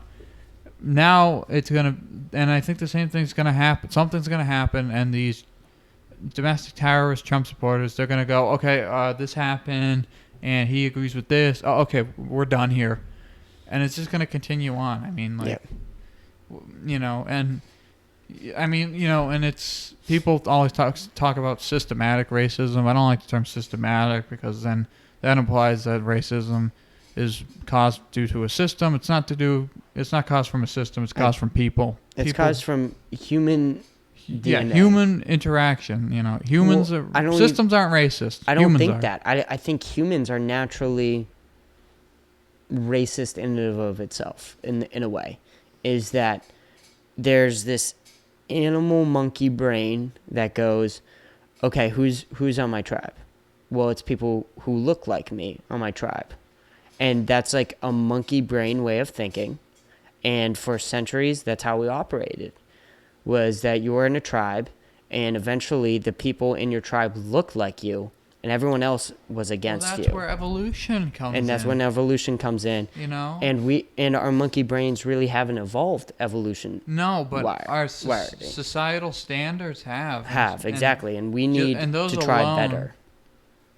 And do better. Well, I think, that's the problem with the world. And this goes back to people talking about, mental health and stuff.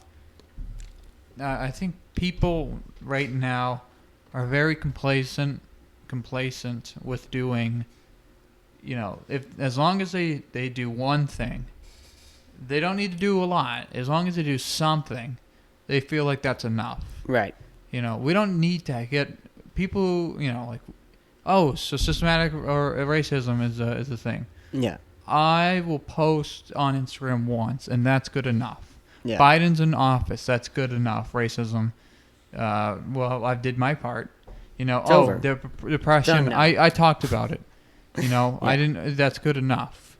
And I think a lot of people feel like it's good enough.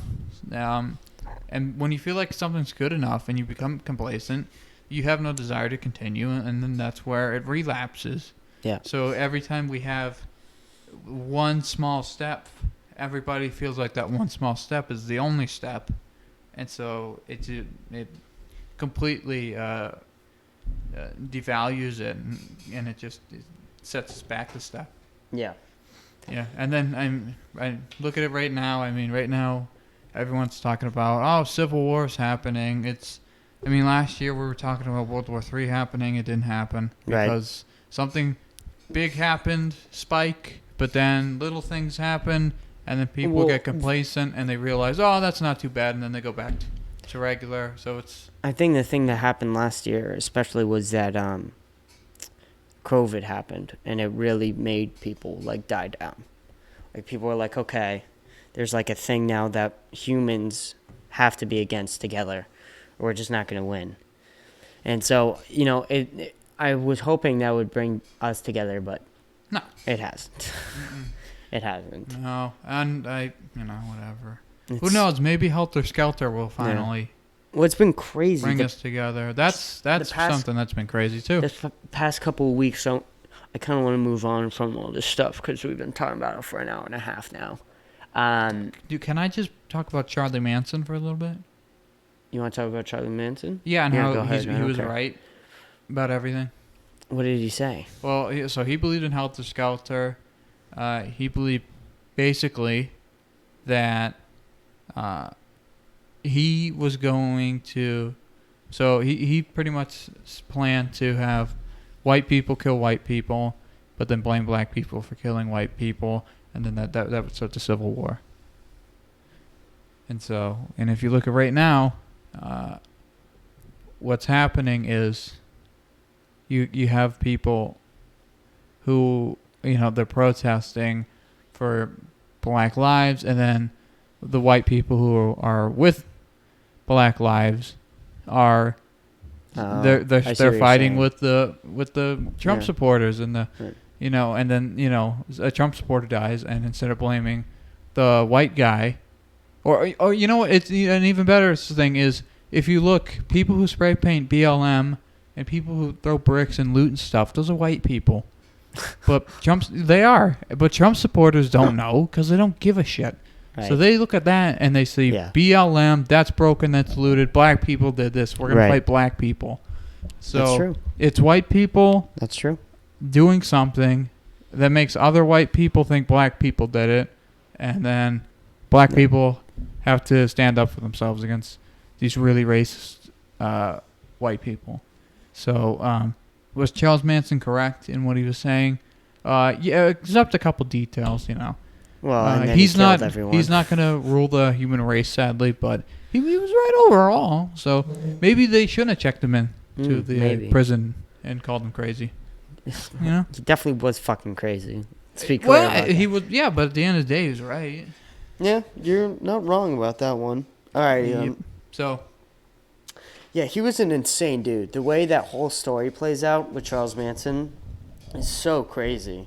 All those cult stories are so crazy. Well, Manson... Scientology's easily the most crazy one of today. Scientology. Well, Scientology's crazy just because Not because they've done anything. They've done a bunch of shit, man. Well, not publicly.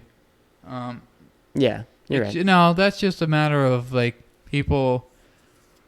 We've come so far that we just let that be. Like with Manson's cult, we looked at that and said, "No, shut that down." Well, it's like it's hard to. They're so far ahead of the game now. How do you stop them? They have so much money. Like Scientology is one of the most rich religions ever, and they like are known to threaten people and to hire private investigators, and they specifically target the richer class to get the money and shit. And it's so crazy. It's so corrupt. And the fact that it was all run by L. Ron Hubbard, who we knew, and we had video camera of his fucked up teeth. Yeah, Real fucked and up now teeth. you got And Tom Cruise people follow and John along. Travolta running around acting like it's a legitimate thing. I mean, that is the whole Scientology. I never like to make fun of people's religions. Right. No, you gotta do. Scientology is the stupidest fucking thing ever. It is ridiculous, and if you believe in it, you're a fucking moron. It's not even a real thing. It was made up by L. Ron Hubbard, who was alive a couple decades ago. Yeah. He was around. Anything that Tom Cruise believes in, I don't. Well, that was one of the hard Fucking parts. John Travolta believes in it? Really? He made Battlefield Earth. I don't know. Yeah, well, that was Battlefield Earth was like a fucking direct copy of what Scientology is. Yeah. And that right. was just a shitty B, alien movie. Well, that was one of the hardest things of, like, the whole religious aspect is, like, could L. Ron Hubbard be Jesus Christ? No. Why not? Why couldn't he? Like, why? Like, I'm not saying L. Ron Hubbard was Jesus and, like, they're not, like, spiritually connected. I'm not saying any of that. I'm saying the personality and what they did to start a religion, could it not be the same? Like, could a Jesus Christ not been, like, a similar guy who was, like, kind of messed up in the head a little bit and started this religion, thought he saw some things, and did all that? Or maybe he was just a normal guy who was, like, actually magical. People called Manson Jesus. Exactly. That's what I'm saying. Didn't make him Jesus. So calling L. Ron Hubbard... I'm not saying that he is Jesus. Yeah, I know. I know what you're talking about. I'm just saying that when it comes to Scientology, the idea that the government is even, the fact that they're even humoring themselves with dealing with it is ridiculous on every level. All you have to do is take like a 2-second look at what Scientology is. Read like the first 2 sentences of the Scientology Bible or whatever, and you'll be like, oh my god, Dr. Seuss wrote this on a fucking meth trip. Well, it was, that was crazy how that whole story happened, because what happened was that they had the IRS, and they kept requesting to get tax, like, get off of taxes and become a regular religion. And the IRS is, like, just not equipped to decide what is and what isn't a religion, because they were just made up of a bunch of lawyers and a bunch of accountants and things like that. And to think that the IRS is able to choose what is and what isn't a religion is crazy of itself. But they kept getting away. They just weren't paying taxes, and they were trying to catch up to this guy. And what Scientology started to do is that they would break into the FBI. And there was like a large-scale attack on the FBI from Scientology back in the 70s, where they broke in, they just walked into the building, like hundreds of them, and they just started taking documents out of the FBI. And they were just like, what the fuck is going on here? And the crazy part about that is that the IRS said no. They said, no, this isn't like a real religion. And what they did was this is a power move. This is what they fucking did, is that they used all the money, all the Scientology money that they got and shit like that. And what they started to do was that they would be like, okay, we're like this. They would try and play this off as they're being attacked by the IRS. So a big thing was that united Scientologists in the 70s and the 80s is that we are against the IRS, is that the IRS is against us because they're not not recognizing us as a real religion, but we are. We know we are. Look at us. We all love each other. Blah blah blah. And what they did was, this was the baller move that they played, is that they fucking everyone, all Scientologists, all sued the IRS all at once. Hundreds and hundreds of lawsuits coming in, and against the IRS itself and against agents of the IRS. And the IRS couldn't handle hundreds and hundreds of lawsuits all at once. They weren't equipped to handle that. And so finally the IRS just gave in. And they were like, fuck it, whatever, your religion, you're tax-free. And they like held like a big fucking ceremony, I remember. I wonder how Scientology is doing in COVID. I wonder how that's going on. Oh, they're doing fine. Of course they are, but like, what are they doing with social distancing and things? You think Nothing. Gavin Newsom's fucking is talking to him and shit? They're still holding events and shit? No, they're not doing it. I mean, did you hear Tom Cruise ranting?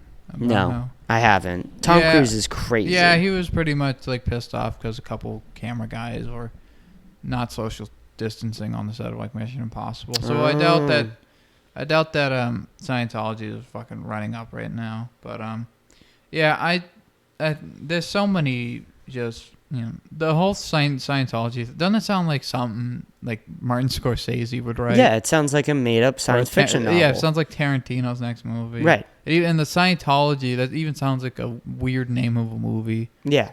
You know? Christopher Nolan, like. Oh yeah, Nolan makes it. Scientology. Yeah. I could see that coming to a theater near you. That'd be fun. That'd be cool. I had a bunch of Scientiption, something, I don't know. Yeah, there's a big thing that happened in the news recently, though, that came out in the past 2 weeks. Kanye. Yeah. Okay, we can talk about that. There was another. I mean, what were you gonna say? I was gonna say MF Doom died. Oh yeah, that motherfucker died. Shut the. Yeah, he passed. R.I.P. One of the greatest, honestly. I mean, he was kind of, you know, there's so much shit going on in the news, and a lot of people weren't talking about it, which made me a little sad. How old was he when he died? He was 49. 49. He was young. He was young to die. I mean, it wasn't young, but he was young to die. I don't think that for a rapper, no. For a rapper, no. For a rapper, he was ancient. He was really old for a rapper. Yeah. Usually they die by like 19. I don't think their that careers start at 16 and then they die by 19 and they have one studio album. I don't think that they released anything or said anything about how he died yet. He did die in October though, which was really weird that they waited 2 months to release anything about it.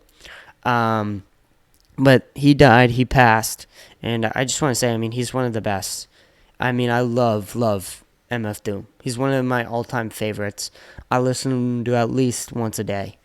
You know, fucking One Beer, those two whole albums, just Food and Mad Villain, are just two of the best hip hop albums of all time. I mean, they're great, and he's easily has some of the best lyrics ever heard in rap before, and it's so sad that we lost someone, you know, again this year, and I don't know, it just sucks. It sucks. And I mean, this guy was inspired so many people. I mean, there's a very famous expression of him of he's your favorite rapper's favorite rapper. And I mean, he was. There was a lot of artists saying like rip in peace and all that shit, but like as people, there weren't that many. But I mean, it really sucks to lose someone like that who really has done so much for the hip hop community, and you know, has to go out. We don't know that much, but he was a very private guy. He had like 3 different rapper names. It was like really hard to get a hold of all of his music because I think he just didn't really like the fame. And I don't know. It's just super sad to see. But and then of course, you know, never listened to his music. I like the Dr. Doom mask. Rest in peace, MF Doom. Yeah. Rest in peace, Big Rig. Yeah, live on in infamy. Rest in peace, Kanye as well. Apparently. Well, no, Kanye's not dead. His marriage is. Dude, that story is so fucking bananas. Nah, for Kanye.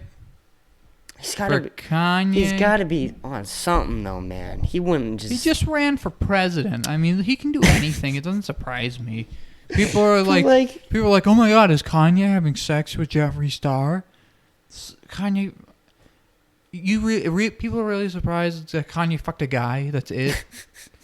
That's the big shock. He ran for president. Yeah, well... He made a speech about how his mama saved him because she was going to abort him.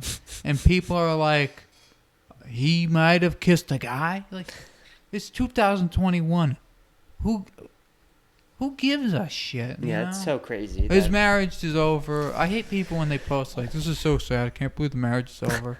You weren't fucking a part of it. It's probably a good thing. Yeah, right. Marriages end for a reason. Right. Because they're going down the shithole. Yeah. All right? And if it is, then fucking end it. All right? Yeah, exactly. Dude, it's so crazy, all this shit that's going on, man. It is. There's just one thing after another. You call me Carson, But how is that such a big story? Like, with everything going on with, like, the protests and all that, just like, yeah, Kanye fucking a person. Who's not his wife. Because people who are fans of that type of music, they're very disconnected with the actual universe, and they kind of live in their own bubble, and they listen to Kanye all day. Yeah. There's another thing that happened was, that we didn't cover in the last two episodes was, I got on top of my game, bitch.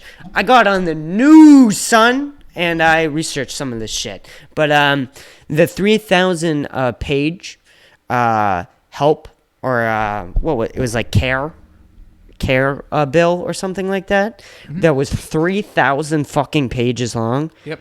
So fucking crazy. And you couldn't read one. So crazy. I couldn't read a single fucking page. You're right. I'm dyslexic. I'm fucking pissed, bitch. Fucking ableist over here. Fucking 3,000 pages. What was the dyslexic people gonna do? Fuck that. You didn't make it an audio book. There's no audio on that shit. I could see a blind person reading an entire book before you. I so could as well. I very much do believe that. You got that bitch some Braille? I'm not even talking about Braille. Son. They could just give them a normal book. They'll probably finish it before you. Hey, Helen Keller, read of Mice and Men. Helen, tell me what you think. George! I would like to see that, honestly. Yeah, me too. She just like puts her hand on the book and absorbs the knowledge. We'll get it someday. We'll get that competition going. Yeah. But what the fuck was I saying? Call me 3,000 pages. And apparently, me and my dad were going back and forth on this. And he was like, no, it has to be 3,000 pages long. It has to be. What? It has to be 3,000 pages long. And he was saying that every scenario has to come out in the bill. Why? Bill should be like a page long. They should cover one thing, and they should have like maybe 3 outcomes. It's a backup. You gotta There's get a backup 3,000, plan. and apparently they slipped in Wise man illegal. once said, have a backup plan for your backup plans. Backup plan, whatever. So just have a bunch of them. Right, of course, but like so 3,000 pages. 3,000 fucking pages. A backup That's plan. So long. That's pretty. And they apparently slipped in illegal streaming as a felony, so you can get charged as a felony for like I don't know if VPN, like if that's against any laws, but like if you stream something illegally now, you could go to jail. Imagine going to jail for like pirating fucking Rush Hour 2. What are you in for? I stabbed the man. What are you in for? I raped a child. I raped a child. What are you in for? I streamed Rush Hour 2 on 123movies.org. That's so crazy. Was that the one with Chris Tucker and Bruce and Jackie Chan? Yeah, that one. Oh, that's a good one. All right, kid. That's so crazy. That's so crazy that you can get put in jail for illegally watching something. It doesn't even have to be a good movie. What are you in for? I watched a Sandler movie. Fucking hell, what a waste of time. Wow. That's really bad. But like, what like money are they gonna use this for? Why would that even need to be a thing? Backup plans. Speaking of backup plans, what's Call Me Carson's backup plan now that he can't do YouTube? Who's that? I don't know. Call Me Carson. Yeah, he came back. He was like, dude, the memes on that are great. There are so many fucking 1917 memes. one? Oh my god. Yeah. The memes have been phenomenal the past couple fucking weeks. 2021's gonna just wait and see how bad 2021 is. And like 2 days later, oh, he's a pedophile. Wow. Didn't see that coming. Oh yeah, this Storm Capital gets fucking. You know what? So I never crazy. found him funny. I never knew him. Yeah, until this. I Literally have never heard of him. Funny. I tried to watch one video and I found his voice annoying and his face was weird looking. So I was very turned off by it. Right. And then all you hear is people say, "Oh my God, it's really funny." It's not funny. And then he becomes a pedophile, and then I get to laugh and go, "Your favorite YouTuber touched a kid." That was a big thing for Bill Cosby. A lot of people didn't like his act, and he came out as a fucking rapist. And everyone was just like, fuck him! His act sucks! You know what? People didn't like his act, then he comes out as a rapist, and then other people's acts were elevated by it. Right. So he did a solid for the community. Maybe Call Me Carson is doing a solid. I mean, it's so weird when you hear that he was a clean guy. Like, he was the cleanest comedian around. And yeah, he would, like, disrespect other comedians who are dirty. That's so bizarre and crazy. Yeah, zip zop, boobity bop. I mean, Call Me Carson wasn't clean though. Them Discords. It's always on like Reddit or Discord where like they have like their weird messages. no one gives a fuck about those websites. It's like there's 4 people running those websites. I love reading the messages he sent though. It's like, I'm so horny. Did he say that? I didn't see him. Yeah. He was like, whenever I think of you, I get horny. What are you wearing? Oh, a t-shirt? It's rough. Are you wearing my t-shirt? Does it have my face on it? Oh my god. Oh, wow. That's pretty intense. Oh my god, are you wearing a Nintendo 64 t-shirt? Oh my god, I can't believe this. I need to pee again. Can you take over? You want to talk about Carol Carson? You want to read those off? Yeah. Go ahead. Call me Carlson. Carlson? Fuck. Dyslexic when reading and speaking. Ba-da-dum-dum-dum-dum.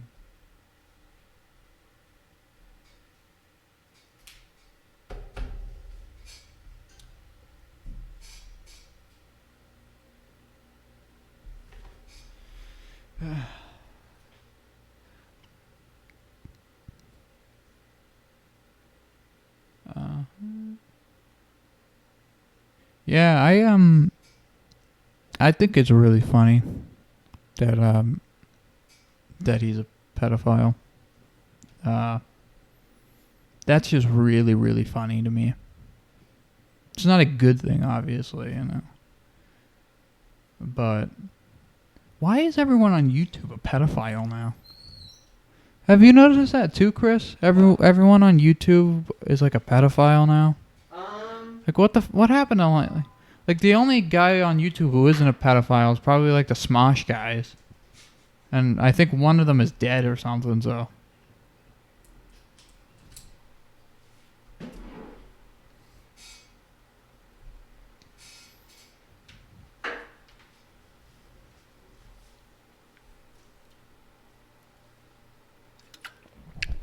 Alrighty then. We are back, ladies and gentlemen.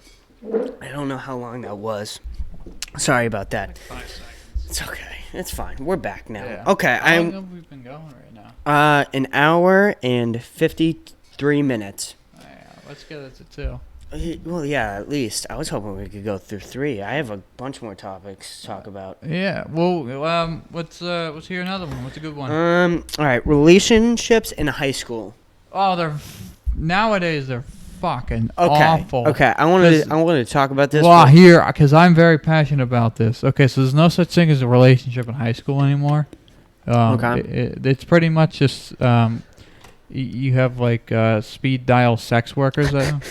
I mean, that's basically what it is. Your most successful relationship you'll see in high school is the one where they're not really together, but they bang on every Sunday. Right. It's awful. You know, everybody. They're so rare. Now, like an actual yeah, relationship is very rare now. You know, and then I see guys who are having sex with like 100 women, and then they post a night, damn, I wish I could have someone to cuddle with. You could pick one. Out of 100, you can't find one. There's not one that It's like is because to your everybody's liking. standards are so high, and then everybody feels like they're, you know, they deserve like the very peak of human existence. Damn it, she needs to have big breasts. She gotta be at least, you know, 5'11", brown hair, you know, blah blah blah. It's like, dude, you'll be lucky if she has 4 limbs. All right, that's what you should be thinking. All right, set the standards. So, you know, and it's like, she has to be 110 pounds. That's it. It's like, dude, shut the fuck up. What? Shut the fuck up. Like, I hear guys who's like, she's a little overweight. Like, dude, she weighs 120 pounds. What do you mean she's overweight? Fuck, if she loses any more weight, she'll be dead. Yeah, no, I completely agree with everything you just said. One of the things that it's like real fake, I've noticed, is that like you're right that it is just fucking, but like one of the things like about boys and girls is that, or like kind of today, is that like they get bored so quick and they just move they on. like that 2 months. They like the feeling of they like that, the 2 month like love yeah, fest. having the 2 months and then having a little bit of drama that lingered on, Right. that follows them into the next relationship. Didn't need it. Yeah, no, I think experienced this so many times. That's why a lot of them, like if you look at like a friend group, it's, you know, a friend group, it's like atoms, you know, it's like molecules moving around. Yeah, it doesn't work. Yeah, I mean, they go from, you know, John Dobbins calling me. Oh, let me say something to him. You want to talk to him? Yeah, let me say something to him. Hold on. John. What up, you fat retard? You're on the podcast. Oh, nice. Oh, wow, that was quite an introduction. Kenny wants to say something to you. If it's Israel motivated, I would like to refrain. Hey, John. Hello, Ken. I despise you. We were working on an English project. You did absolutely nothing. Stop. No, absolutely. Don't even bullshit me. You did absolutely fucking nothing. I would rather have a sack of potatoes as a partner, because at least I could eat a sack of potatoes. So that means a sack of potatoes is more useful than you. Well, a sack of potatoes, you get more meat on the bone, if you know what I'm saying, dude. Hold on. No, Ken, But at the end of the day, you're awful. And if I have to work with you again, I'm gonna make sure your other hand has 3 fingers too, because I'm gonna eat 2 of yours for being terrible. I think that's ableist. immaculate for no reason. You were terrible. Ken, I did quote. What are you talking You quoted like 3 things and wanted a gold medal. You things? 10 things. I got 10 things for you. 10 reasons why you suck. Number 1, you're small. Number 2, you suck. Number 3, you suck. Number 4, you suck. Number 5, you ain't got 5 fingers, you suck.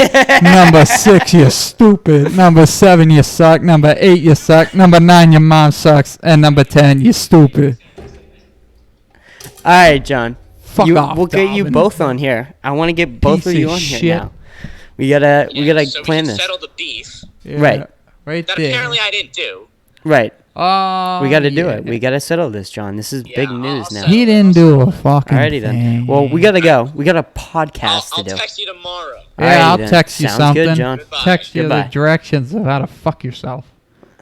Motherfucker. Did shit on that English project. It's all me and Jordan. Alright, that motherfucker. Oh my god. Oh my, it's too Kill much. him, It's I too will. much. Kick But his ass. what I wanted to say was that high school But I relation. like Dobbin. I do too. He's a nice kid. He's a nice Yeah. kid to shit on.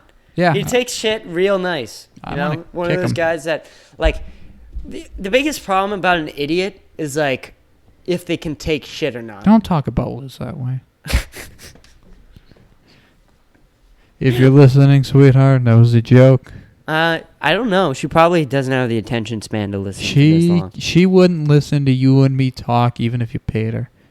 You think? I think if you paid her like $20. No, you know, you give her 50. $20, she'd listen to 5 seconds and then go. Oh my what's God. What capital? The capital of Minnesota? Which one are they talking about?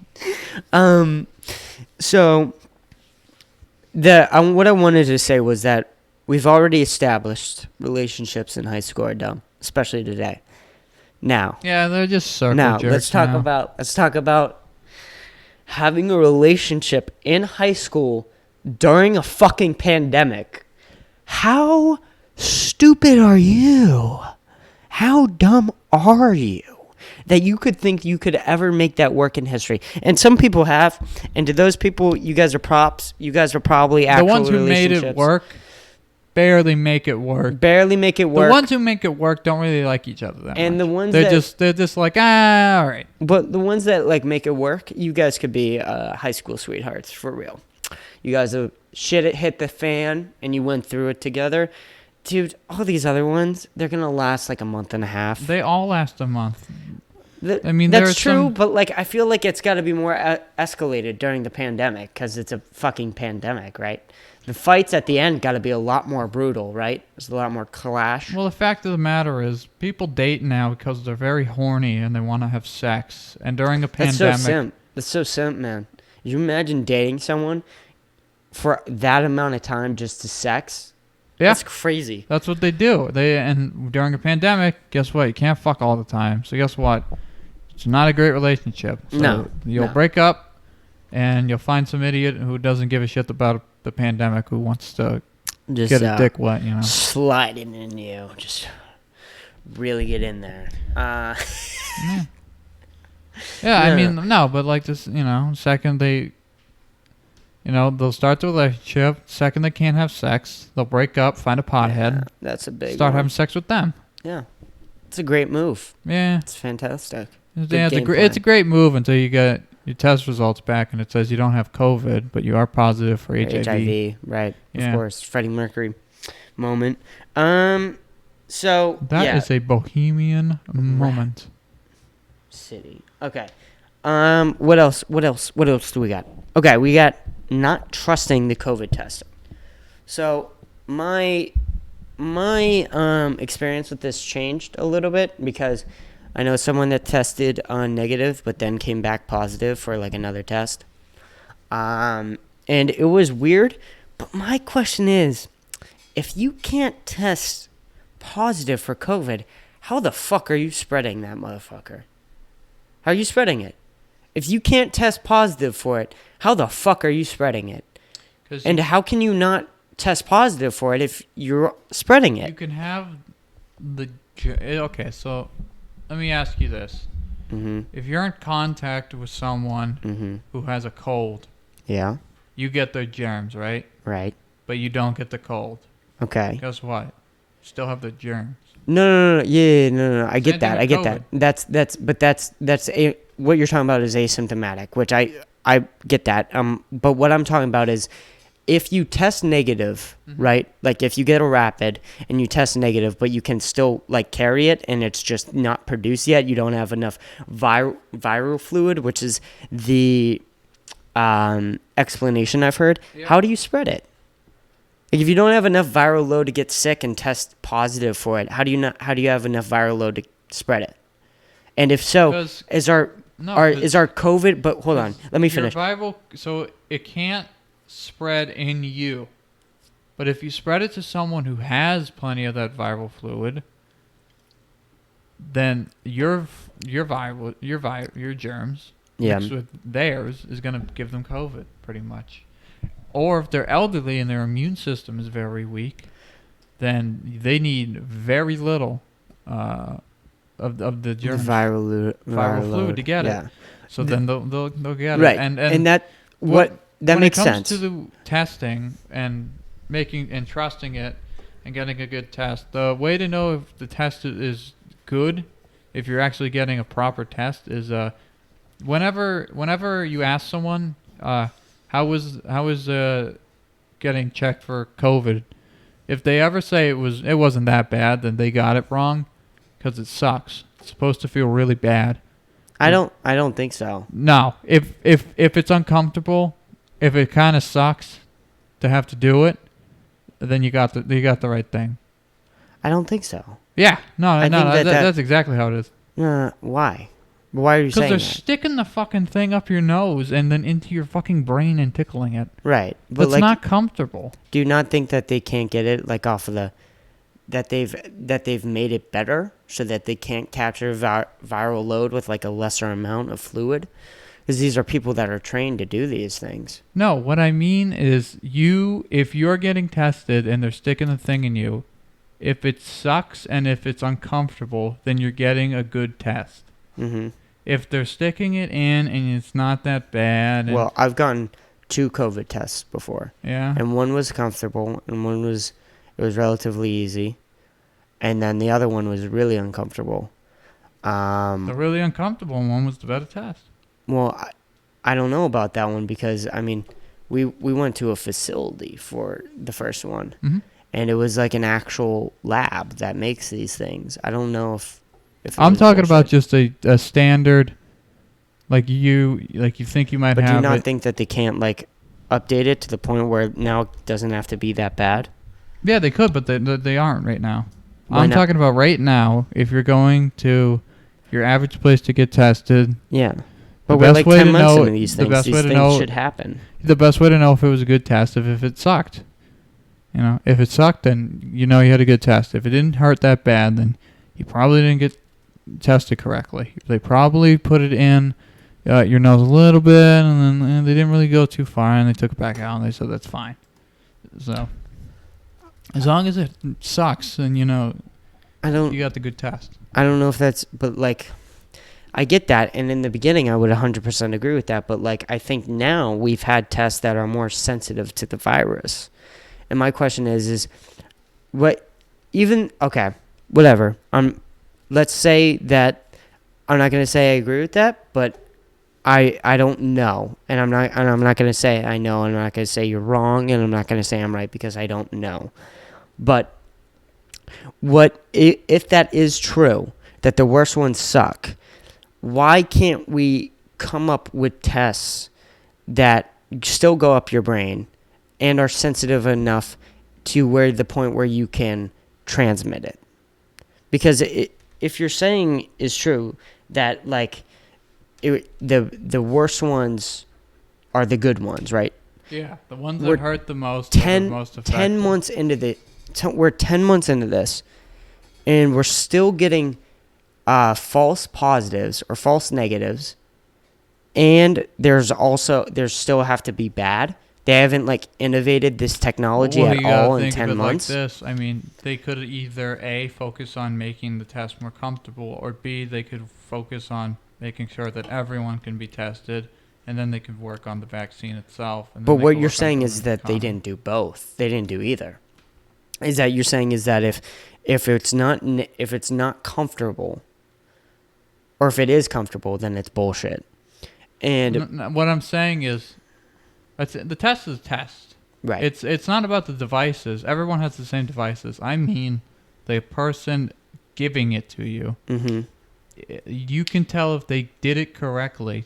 mm-hmm, If it didn't feel good, if it hurt, if it sucked, then you know the person administrating the test did it correctly. That's what I'm saying. okay, And the reason, and to follow up with your other question, the reason that they haven't made a device yet that is more comfortable with the same level of accuracy, if not more, it's because those fields that would do that normally have to look at multiple other things right now, like just making sure everyone can get that first test that we Mhm. know works. right. And then they also have to be working on the Well, I think that- vaccine and making sure that they're Right. safe, and they also have to distance themselves so that they're not in the workplace all the time. They're not with everybody. So Mhm. it just makes things a hell of a lot Mhm. harder. And so they're Well- saying, look, it's going to Mhm. suck. You know, sorry, but we're going to make sure everyone can get it, and we're going to work on the vaccine. Mm-hmm. So Okay. Yeah, that makes sense that they're focused on other things and things like that. But, I mean, to think that they haven't done anything with the testing at all and are haven't focused on that, which is the immediate way to be the most safe. Like, immediate way to test if someone has COVID to see if people can come into a room or have to separate. The easiest way to do that is with testing. Well, we can't even get everyone in the country to admit COVID's real at this point. I mean, Right. nothing is It's hard. I mean, you still got people running around acting like it's fake, or that Bill Gates made it some stupid. Yeah. You know. Well, I mean, the thing is that people are being locked up, and that I think people are slowly going a little crazy. And anti-vaxxers of all these, the people who don't believe in COVID vaccines and who don't believe in COVID and are like, hey, your immune system. Those are anti-vaxxers, and they've been around for a while, and they're just the worst people ever. I wish anti-vaxxers were immune to having children, because 9 out of 10 times the baby dies. You know. Yeah. Don't get the vaccines, the kid's fucking dead by 3. And then the people are like, but Jesus would protect him. No, Jesus isn't going to waste his time making sure the kid doesn't get chicken pox. Yeah. All right? It's stupid. Yeah, I don't know. I mean, the idea that they just haven't done anything with testing at all is that they haven't made it, they haven't, like, stopped the false negatives for rapid tests. They haven't stopped that. They haven't been able to make it any less worse. They haven't been able to do more accurate, more comfortable. They haven't been able to do any of those There's things. so much or that they do, haven't done yet. Or do a lot of tests. But That's there's- fucked up on itself, Yeah, wouldn't I you mean, agree? Even if you think it's true, which I don't know if it is or if it isn't, but even if you think that that's true, don't you think that that's fucked? No, there's a lot that... I think coronavirus puts it into perspective just how advanced we are and how advanced we aren't. Yeah. Yeah. When it comes to technology, we're decently advanced. When it comes to brain capacities and making sure that not everyone's a fucking moron, we are very, very... we are nowhere near as evolved as we need to be. I mean... Yeah, there's so much stuff that you know, like, I mean, Biden was talking about how a virus could be coming soon years ago. Well, Bill Gates said the same thing Bill 4 Gates said the years same thing, year no ago. one gave a shit. So No one believed him. So yeah, no one believed them. So I mean, that just goes to show how naive we are. And now that it's sprung on, I mean, it's very hectic, and they're trying to piece together what can we do. And at the end of the day, they're also thinking what's cost efficient. Right. Yeah. The current tests, I think the reason why they haven't made other ones is basically the ones that they're doing right now are cheap. They're easy. You know? Yep, but they're also very expensive to get in some places. Oh yeah, that's bang for your buck. And in Pennsylvania, when I went, which is one of the reasons why I think that these lockdowns are really big, is because they don't want other people to see how, like, other states are doing shit. Mm-hmm. Like, they want to keep it secret, like, oh, this is how the rest of the country is. In Pennsylvania, go ahead and try and get a COVID test. It's fucking nearly impossible. It's so crazy down there of how hard it is to get a COVID test, a rapid test, or one of the 2-day ones. I don't know. It's a different name. Alabama, I don't even think they have... Like, they have them there. Right. But everybody there, everyone there is so fucked in the head that no one's ever gone to get one. Right. It's insane. I gotta stand for a little bit. Oh, been sitting down for too long.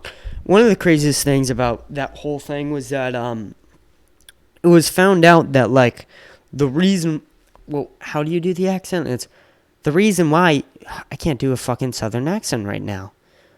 I can't do it. I'm not doing Southern? Oh, you Um, like a hillbilly? Yeah, hillbilly, like, type. The reason. This is why you talk like this. This is why you talk like When you this. talk about cowboys, there we go, is because there's an actual worm, apparently.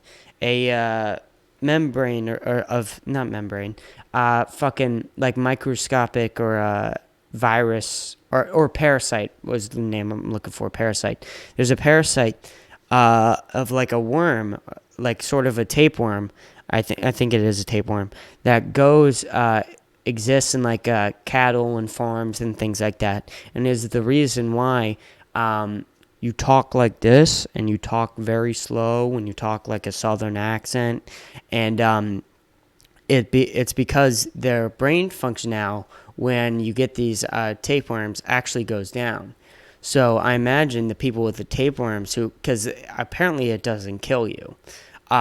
It just like decreases your brain functionality a lot, and you're able to comprehend things a lot less.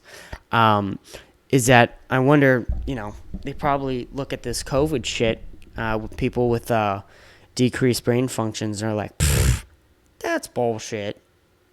I literally can't do a southern accent right now. Holy fucking shit. That's some bullshit. Yeah.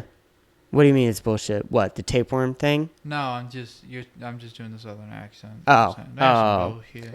Oh, yeah. No, it's interesting to learn about those things, like Marilyn Monroe taking a 15-year-old virgin name, but I like it. Weird facts. I don't know, there's something about them. Dude, did you see Times Square during the ball drop was so weird. I was so odd. It was so empty. It was the best one I've seen in a while.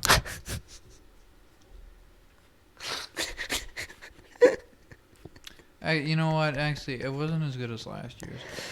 What was last year's? That was one with Ninja trying to get people to floss, but no one would Oh floss. my god. And Oh, he it just was looked hilarious. Like a fucking retard. It was so stupid. That might be my favorite thing to ever happen. Yeah. Yeah, no, that was really, really good. I mean, because here's the thing. When Ninja did that, the ball didn't drop, but his confidence did. And so did his fan base. People were like, get the fuck off the stage. And he's like, please just do the fucking backpack guy dance. Come on, guys. He's just like sound like an older parent trying to get shit done. Want to do the Fortnite thing? All right, let's get this shit going. Yeah. I guess one of the things I can talk about right now that's going on personally is, so I talked about this on the podcast like a month ago or some shit, is that I was scammed out of like a lot of money. There's this guy that I met, said that he could make me a lot of money, and I met with him like 4 times, and he scammed me. Mm-hmm. And what was the business? I don't think I could talk about that on a podcast. I don't think I can speak of these things. How much money were you scammed out of? I don't know if I should say. I don't know if I should say. It's what type of figures are we looking at? 4 figures. 4 figures. Yeah, okay. Yeah. No, and he just took the money? Kinda. Yeah, he was, and then You can't get that back, right? That's gonna be a pain to get back. Yeah, it's gonna be a pain to get back. You ain't gonna get that back. No, I'm not gonna get that back probably. But he reached out to me. He reached out to me recently, and he goes, "Hey, I just got out of some bullshit, and shit, and I need the information to your bank account to link to my Venmo." And I'm like, "Nah." And he's like, "Nah, motherfucker, you're doing it. Come on, man." I'm like, even if he didn't scam you, I wouldn't give him bank information. Dude, literally, he like scammed me, and now he wants my bank information. And I wanted to say this on the podcast because I know for a fact I'm so easily scannable. I'm the easiest person to scam ever. I like literally, you can make me feel bad about almost anything. Yeah, I scammed you tonight. I'm letting you. I scammed you into letting me sleep here tonight. Yeah, you did. Fucking bitch. Fucking bitch over here, Kenny. Piece of shit. But it was so crazy. Like the mindset that you get into when you get scammed, and like you just, and then he gets like a little bit of money from you, and what are you looking at? What are you pointing at? Would you fucking stop that? Made you look. Shut the fuck up, you what a fucking gullible bitch. bastard. But piece of shit. the mindset that you get into is so crazy because they just get a little bit of your money, and then you want that money back. And so that they can just keep saying they need more or they need less, and that you get all this crazy shit for people to do just because you gave them this money. It's a really bad feeling to get into, and I would, if anyone asks to take your money, just fucking run away from him. But he's asking me now to do that, and I'm just trying to get my money back and get the fuck out of there. I'm not trying to give out my fucking information. But I wanted to say it on the podcast to make it clear that I wasn't going to do it to myself. Because if I say it on the podcast, it's official. So I won't fucking do it now. Thank God. And plus, we're fucking 2 hours in. So no one at this point gives a fuck. Anyone actually watching. Congratulations if you made it this far. Yeah, if you're listening right now, get a life. What the fuck are you doing listening to me, honestly? Go read a book. Go read a book. Go watch Star Wars. No, don't watch Star Wars. Get out of here. Oh, come on, I'm The Mandalorian? Sick of Star Wars. Why? I'm sick of sequels and all that. Like, I can't wait. Space Jam 2, that's coming out this year. The Boss Baby 2 coming out this year. Spider-Man 3 coming out this year. Godzilla vs. King Kong number 732, that's coming out this year. Yeah. We're getting Black Panther 2 or whatever. Thor 4, Guardians 3. I mean, how many fucking sequels? Wonder Woman 2 how many fucking sequels and remakes can you do? Yeah, I think a lot of movies were held back this year because of COVID and all of that. And even before COVID, it's all sequels. Yeah, no, I know. But I'm talking about this year. It's the fuck you, it's January mentality. Right. Yeah, no. But I'm saying, like, there was a lot of people who are saying, like, or a lot of people who are hold back with all these, like, corporate business movies and shit like that. I love it. I hope Black Widow never comes out. Right, me too. I think that'd be really funny if they spent all that money on that movie and then no one sees it. Imagine if it just goes direct to DVD. That'd be so fucking That'd be funny. great. That'd be great. Like Fantastic. They're probably just gonna put it on Disney Plus, which is pretty funny in and of itself. Yeah, but it's more official on Disney Plus. Yeah, no, it's more official, but that means the box office is 0. Right. It's true. It's a Marvel movie with a 0 box office, which is real funny. Yeah, it is funny. But, like, there's a bunch of corporate movies that were really held back this year. And it is great. But when we come back for 2021, oh my God, it's gonna be so horrible. Many. There's a lot of catching up to do on corporate movies. Jerry movie. Unfortunately, if you like movies, you're gonna be fucked. I hate movies at this point. I really thought that 2020 with COVID, and right now, I really thought, independent films are gonna skyrocket. Because they just really have. Because they're gonna be cheap. It's easy to social distance when you have the cast of like 4 people. Imagine if they made the Blair Witch right now. That would be so easy. Yeah, no. A camcorder, 3 people. You don't even need a camcorder now. You don't need distance because they're all with each other. You need an iPhone. Yeah, I mean it's so. Like God, like I mean, I hope they make like a Creep 3 soon, because that's like an indie-ish horror movie series. The Creep 1 and 2 were awesome, and those are on Netflix. See Invisible Man? Yeah, that was fine. That was terrible. I hated that movie. Yeah, it was so boring. You know what it is? That movie is a ripoff of an episode of Batman the Animated Series. Is it? Yeah. What is it? So Batman the Animated Series had an episode where a dad he built an invisible man suit, so he could put it on and he could go visit his daughter. Okay. Because he recently divorced his wife, and the wife got a restraining order and got the custody of the daughter. Right. So he pretends to be her imaginary friend to see her, and the wife doesn't know what the hell is happening. Batman finds out that there's been a guy committing crimes, like steal money and stuff, and he steals money, like jewels and stuff, just to kind of like, so if he ever sees his former wife, he could be like, look at me, I'm a huge success, we should get back together, blah blah blah. Right. At the end of the movie, Batman beats him, gets rid of the mask. The girl sees what her dad has been doing, and the mom and the daughter basically are just like disown him and are like, and he's thrown Arkham, and that's it. No, End of movie. So yeah, it's a complete rip-off. The animated series episode's better. For an Invisible Man movie, I thought it was fine. Yeah. It's a movie. Did you see Tenet? No, I'm not watching that piece of shit. What? No. What? I'm not watching a Christopher Nolan What? movie. Christopher Nolan movies are great. I'm not watching a 2020 COVID. Look, you can't. I hate But it was- watching them at home. Yeah. Like as Yeah, the but first like I don't time, care. It was still a great movie. You know. I mean, it definitely would have been better in theaters, and Christopher Nolan movies have That always movie- been known. That movie, it tanked so hard. Well, it tanked because of COVID. Well, yeah, but that was the big movie that movie theaters thought. They thought that if they played that in cinemas, they would bring people back, and it didn't. No Well, one gave a shit. Well, yeah, you can't. So it's it COVID. tanked completely, and it's awful. Well, that's not the movie's fault, though. No. But it's awful that movie. Fucking, Christopher Nolan. Yeah, Probably no. over here like, I made a fucking masterpiece, and now it's just a piece of shit. No one cares. Yeah, Wonder Woman 2 came out. I watched that. That was on HBO. How I was watched that? it. It was a piece of shit. Yeah. Go figured. Yeah, piece of shit.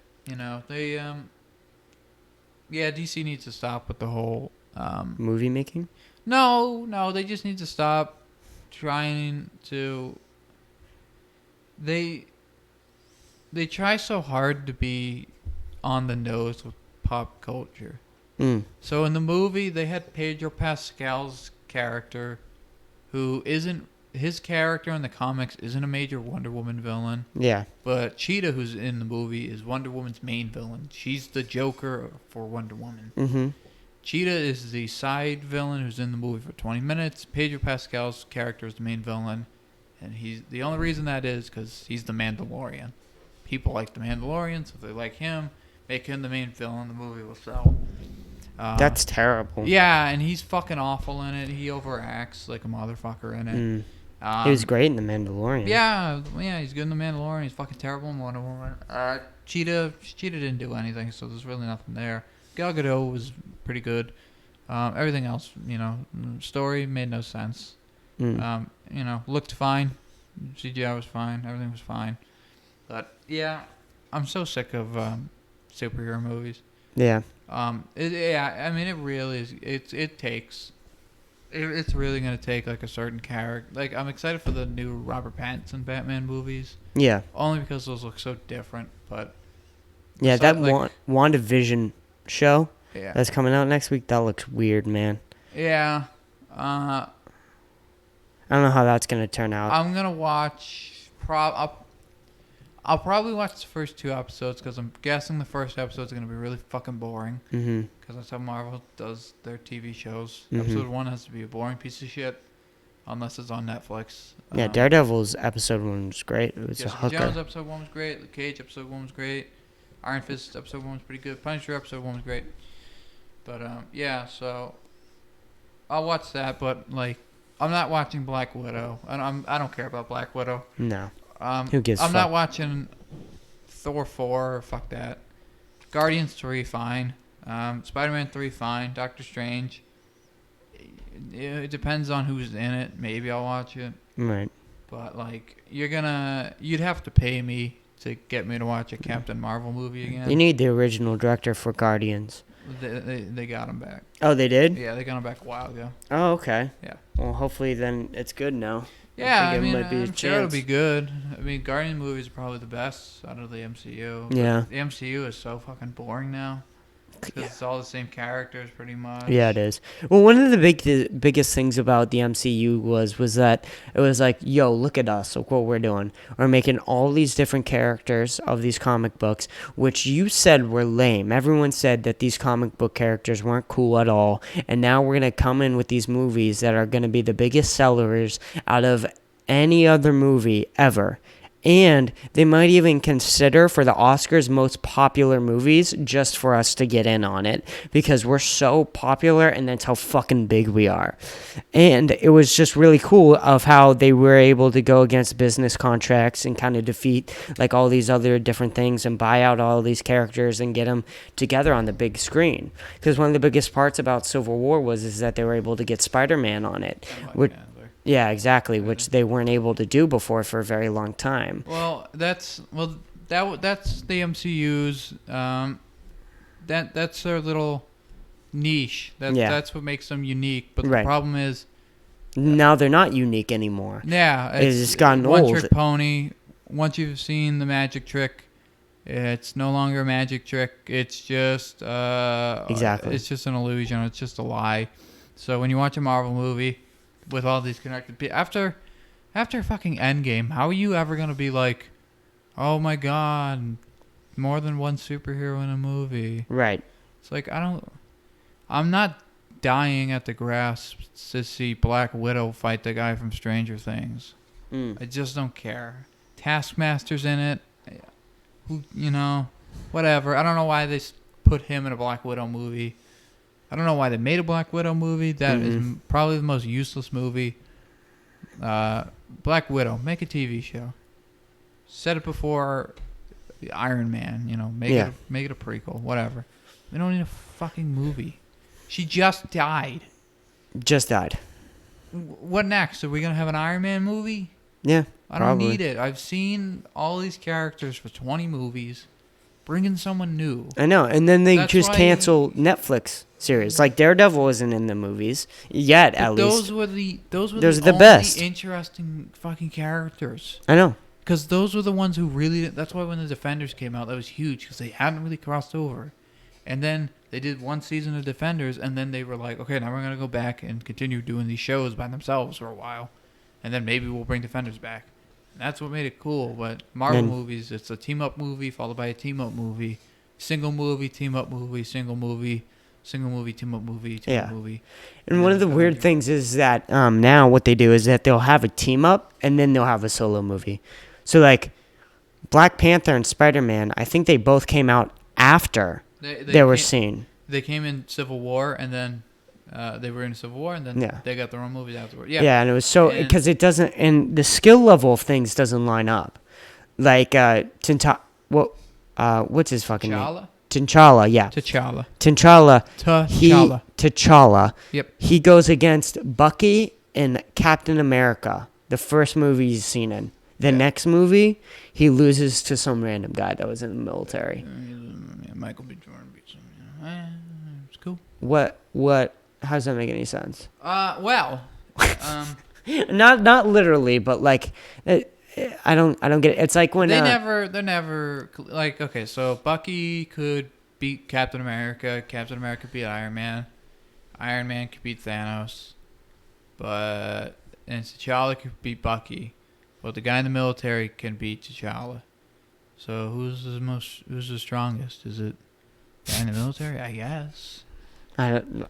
He He could take on Thanos, I think. Yeah, I think Michael B. Jordan fucking the one him. thing the MCU does that's most comic accurate is having nothing really makes sense. Make any goddamn sense. Yeah. They're more focused on making sure everything falls together than it really making sense. Right. Like Infinity War, that's a really fun movie, but at the end of the day, there's some really stupid shit that happens. The amount of time in that movie where like someone says something while something is happening is so stupid.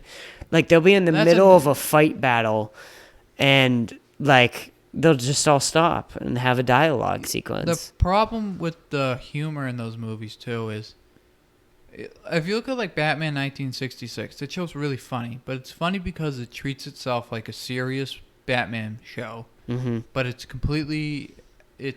so corny and wacky that you can't help but laugh. Right. But Marvel movies, they went from being those, like they're really corny and stupid, but they treat themselves seriously, like Iron Man 1. Yeah. And now they're like, look at Thor. Yeah, he's an idiot. Mm-hmm. He doesn't know modern things. What's coffee? Blah, blah, blah. That's a joke. And then the next scene we're supposed to believe that he's the king of Asgard and that he's going to save the world. And then he's like a goofy guy. Yeah, he goes, they did it in like Infinity War, like he watches Loki die and then like the next scene he's making like fucking jokes about what's his name with Rocket Raccoon, and then the next movie he plays Fortnite. Really?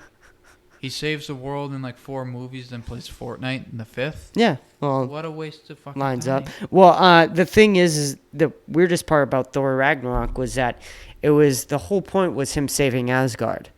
That was the entire point of Thor He didn't even Ragnarok. fucking do that. And he kind of did. No, he fucked it. He did. Well, He he fucked did. the whole thing. He just got the people on a ship. Yeah, he got the people He on got the the ship. people on the ship And then and the was like- next movie, it was revealed that they were all killed off screen. The entire point of Thor Yeah, so- Ragnarok was saving people and then protecting the people. And in the next movie, everyone's just dead and killed off screen. I remember when the trailers came out for Thor Ragnarok, and everyone was like, "Oh my God, they're finally making the Hulk. He's gonna be the Hulk. It's gonna be scary. He's not gonna be funny." And then he was only the Hulk for 20 minutes, and then he was just Mark Ruffalo. And he just has never been the Hulk since. Yeah, and then he's Smart Hulk, and he's, "Hey, here's a taco. Isn't that funny, guys? That's funny, right? The Hulk's funny." Yeah. You know, it's like everyone's funny, and it's so fucking stupid at this point. Yeah, there's not one Not dark everyone character. has to be funny. Fucking Bucky shouldn't be funny. Nah, Bucky's He broken. fucking got He's a- mutilated. He's a prisoner of war. Yeah, he got mutilated and tortured during war by Nazis. Why is he making jokes at all? You know, like It's why- like, Ant-Man. He spent 5 years alone in the quantum realm, and then the first thing he does when he gets out is goes to the Avengers and starts making jokes about like Marty McFly and stuff. yeah, he should be like a schizophrenic. Yeah, here's what I want to know. He's in there for 5 years. So they have like the 5-year time jump Yeah. from Infinity. What the who are they all getting their haircuts? I thought they were all depressed. They're all clean shaven. They have their hair nice Yeah. done. They have nice clothes. Yeah, It's like, that was the most ridiculous part of that it's movie. like if half the world fucking disappeared, I don't think anybody would be shaving. Shaving. What the Yeah, they did not do a Especially- good job of making like a post-apocalyptic. Tony was the worst world. part. Tony Yeah. was in space for 5 years. He couldn't have cut his hair. So that Yeah. means that either the ship that he was in was making it so that his hair didn't grow, or that space itself was making his hair not grow. Or he was cutting it out of being stranded for that long time. A very important thing to most people is keeping their hair groomed when they're stranded. I don't know if you knew that, Kenny, but that's a very big thing of human beings is when they're stranded on things and when things are shit hits the fan, the most important thing is usually people's hair. I thought he only said that he had like 4 things there. He had the Iron Man helmet, some food, and that was it. How's he cutting his... He had like... Well, he's using the laser from the Iron Man helmet. I guess. His fucking goatee and beard is fine too. No, His eyebrows are nice and plucked. He's nice, bro. He looks clean. He's He looks still in fire. shape. Yeah. He was supposed to be depressive to the point where he didn't move for Right. like 5 years. Right, because he just watched Spider-Man die. That And was, he like, the big still thing. got time to work out and shave and shower and everything like that. Oops, sorry. I'm trying to look for a video I wanted to talk about with you. Here it is. So this is about you want to keep talking about this, or you want to jump to something now? Yeah, let's jump to the next thing. Alright. What time is it? How long have we been on here? We've been on for 2 hours and 37 minutes. Okay. All right. I want to talk about something real quick, and then we can wrap this up. Yeah. It is former. This is about aliens, of course, because we always got to talk about aliens. Yeah, because those are real. Of Israel space. You wrote Isaiah. I don't. You wrote former head of Isaiah Space Program. Program.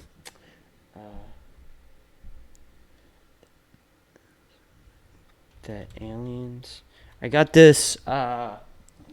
ISAIH.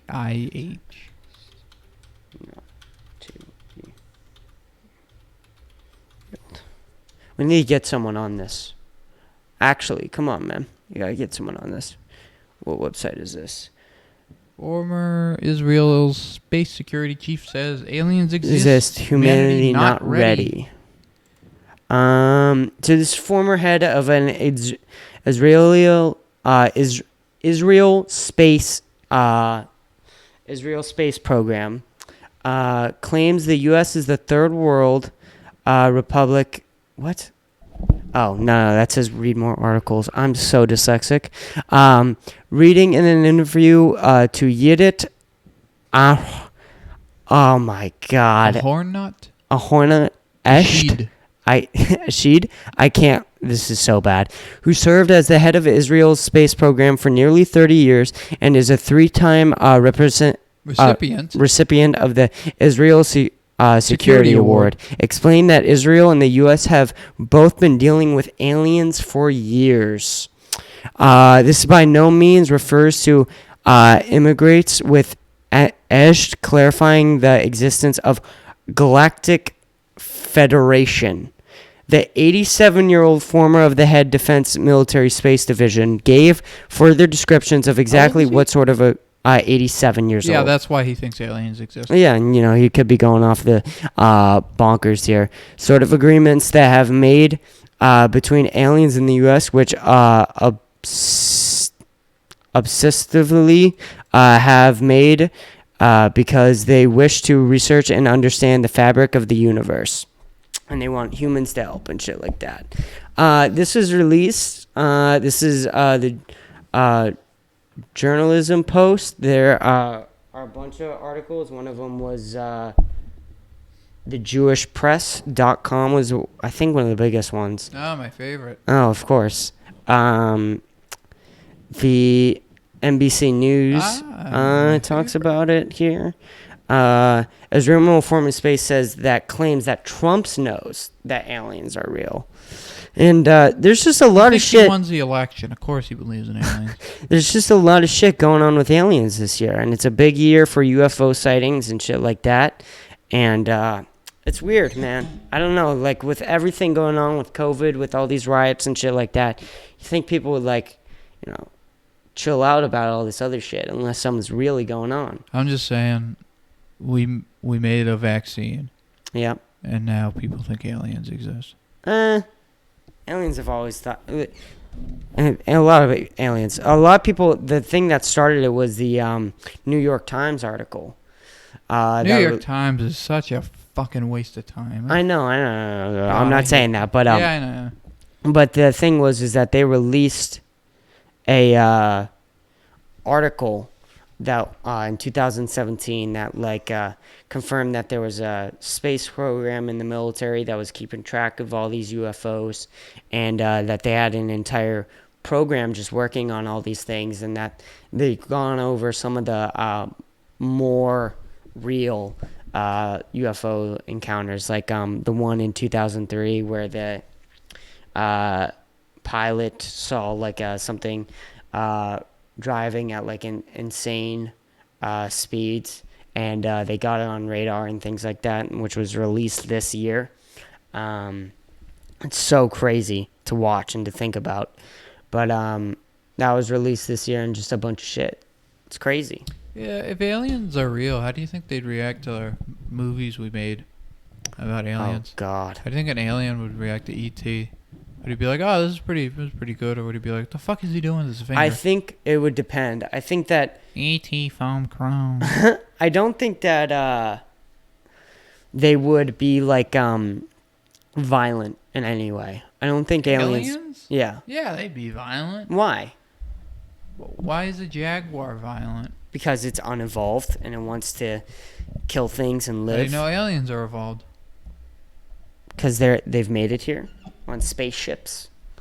We have fly. spaceships. They're terrible. We can't go to other planets with them. Hold on, we have spaceships, but we can't we got go murderers there and fly and rapists back. and stuff. But they're barely spaceships. We're barely able to do that. I know, but my point is, no matter how much you evolve, you can still be a prick. You still can be, but the chances of that are very less. No. The more evolved, the more smarter, the more self-entitled, the more I don't obsolete. We become. But the way we that become obsolete. But the race, but you don't get anywhere with that. those types of know emotions what? lead to nuclear war and Here's the destroy thing. progress. Dude, well, first of all, we can't even stop fighting each other in Washington. Right, What I would know that. happen I'm is not saying that, but aliens would come here, and maybe they'd stay for a couple of minutes, and maybe they're okay. But if one of them even said like something mildly sarcastic, we would start like World War III. Yeah, aliens. I agree We'd with be that. like, you but that's motherfuckers." because we're crazy. Yeah, and I think that an alien that's, would like have that's a why Big Mac aliens and say that it was just fine, and then we'd be like, "You motherfucker." Yeah, You're not right. from I our agree with that, galaxy. and that's why the aliens Space probably aren't coming down yet. But I think that aliens, I if hope they they were don't come if they're flying around, right, Yeah. and they're able to do all these things, and they're able to manipulate gravity that we can't really know or understand, there's no way that they're like really violent. Especially like they might be a little bit, but they're not going to be violent like humans are because human violence just is destructive. God, It doesn't get I anywhere. can't wait till we have to have alien equality. That's coming. That's coming. No human alien relationships. Oh my God. Well, I think that I ain't when raising no aliens daughter to have when sex with aliens an come alien. down, that's gonna be when racism's over. I think that's truly is. Yeah, It's they're gonna be us speciesist. humans are gonna be like, dude, we don't care what color you are. What are we don't you? even care how many limbs you got. As long as you can stab or poke, you're coming with us. We're fighting these guys. Right. Exactly. And so, I mean, I don't know what the fuck's gonna happen, but shit's A lot crazy. Of anal probes. Anal probes. That's right. We covered a lot of shit today, Kenny. Maybe that is gonna be the straw that broke the camel's back. Like Maybe. aliens are all nice and stuff, then they realize that we keep talking about how they anally probe people, and they're And like, then they're just like, "Fuck you." What do you think you're we like, are? You're making what? They look at this alien porn. They're like, what the? No, we're kicking your guys' asses. We're down here. Yeah. Your planet's donezo. You're destroyed. I hope aliens don't come down. It'd be a waste of time for them. Ain't nothing good down here except Nothing's good down. Well, they're saying nothing good that's down here. Except one of the for things that they're suffering. saying is that they're waiting for us to evolve and get better until they come down. No, they're waiting until we make something, half decent. Like we have soft serve ice cream, which is pretty good. Maybe one day they'll come down for that. But until then, we need to make something better. Well, we need to be better. We need to stop fighting all the time. Nah, if we just make like a really good sandwich. Guys, it's You think of- PB&J, but we cut the crust off. All right, aliens are here. Oh my God! You think that's all we need? PB&J, but the sandwich is in the shape of Stewie Griffin's head. That's it. That's it. Aliens We got it. come and they went, fuck yeah. The Galactic Federation comes down. We get their weapons we through release- this sandwich. We release Rick and Morty box sets for Blu-ray and DVD. That's right. They have to come down to get it. Alrighty then, Kenny. All right. We covered a lot. We covered aliens. We covered the Capitol. We covered Kanye. Covered a Charlie Manson, Call Me Carson, you not knowing how to spell. Of course. That's just a common theme. That's just a part of the show. Yeah, it's a daily segment. It is. Mm-hmm. Well, today I had the longest fucking day ever. I went to school. I made some plays. I went to Shaw's. I worked my butt off. And then I came here and I did a podcast. It's over now. Yeah, I had a day's over. sandwich and then came here. Damn, I still haven't eaten. I'm really hungry right now. I'm going to go upstairs and just fucking mow down on shit. Man. Very excited. Alrighty then, Kenny. You got anything else? Any last words? Rest in peace, Big Ray. Alrighty then. Fucking at 2 hours and 47 minutes in, we are done. Kenny Hardy, we have done it. It's over. Thank God. And thank you guys for watching. If you made it this far, you're the best. And you need to get a life. You suck for watching this long. And yeah, I hope everything's good. Peace out, motherfuckers.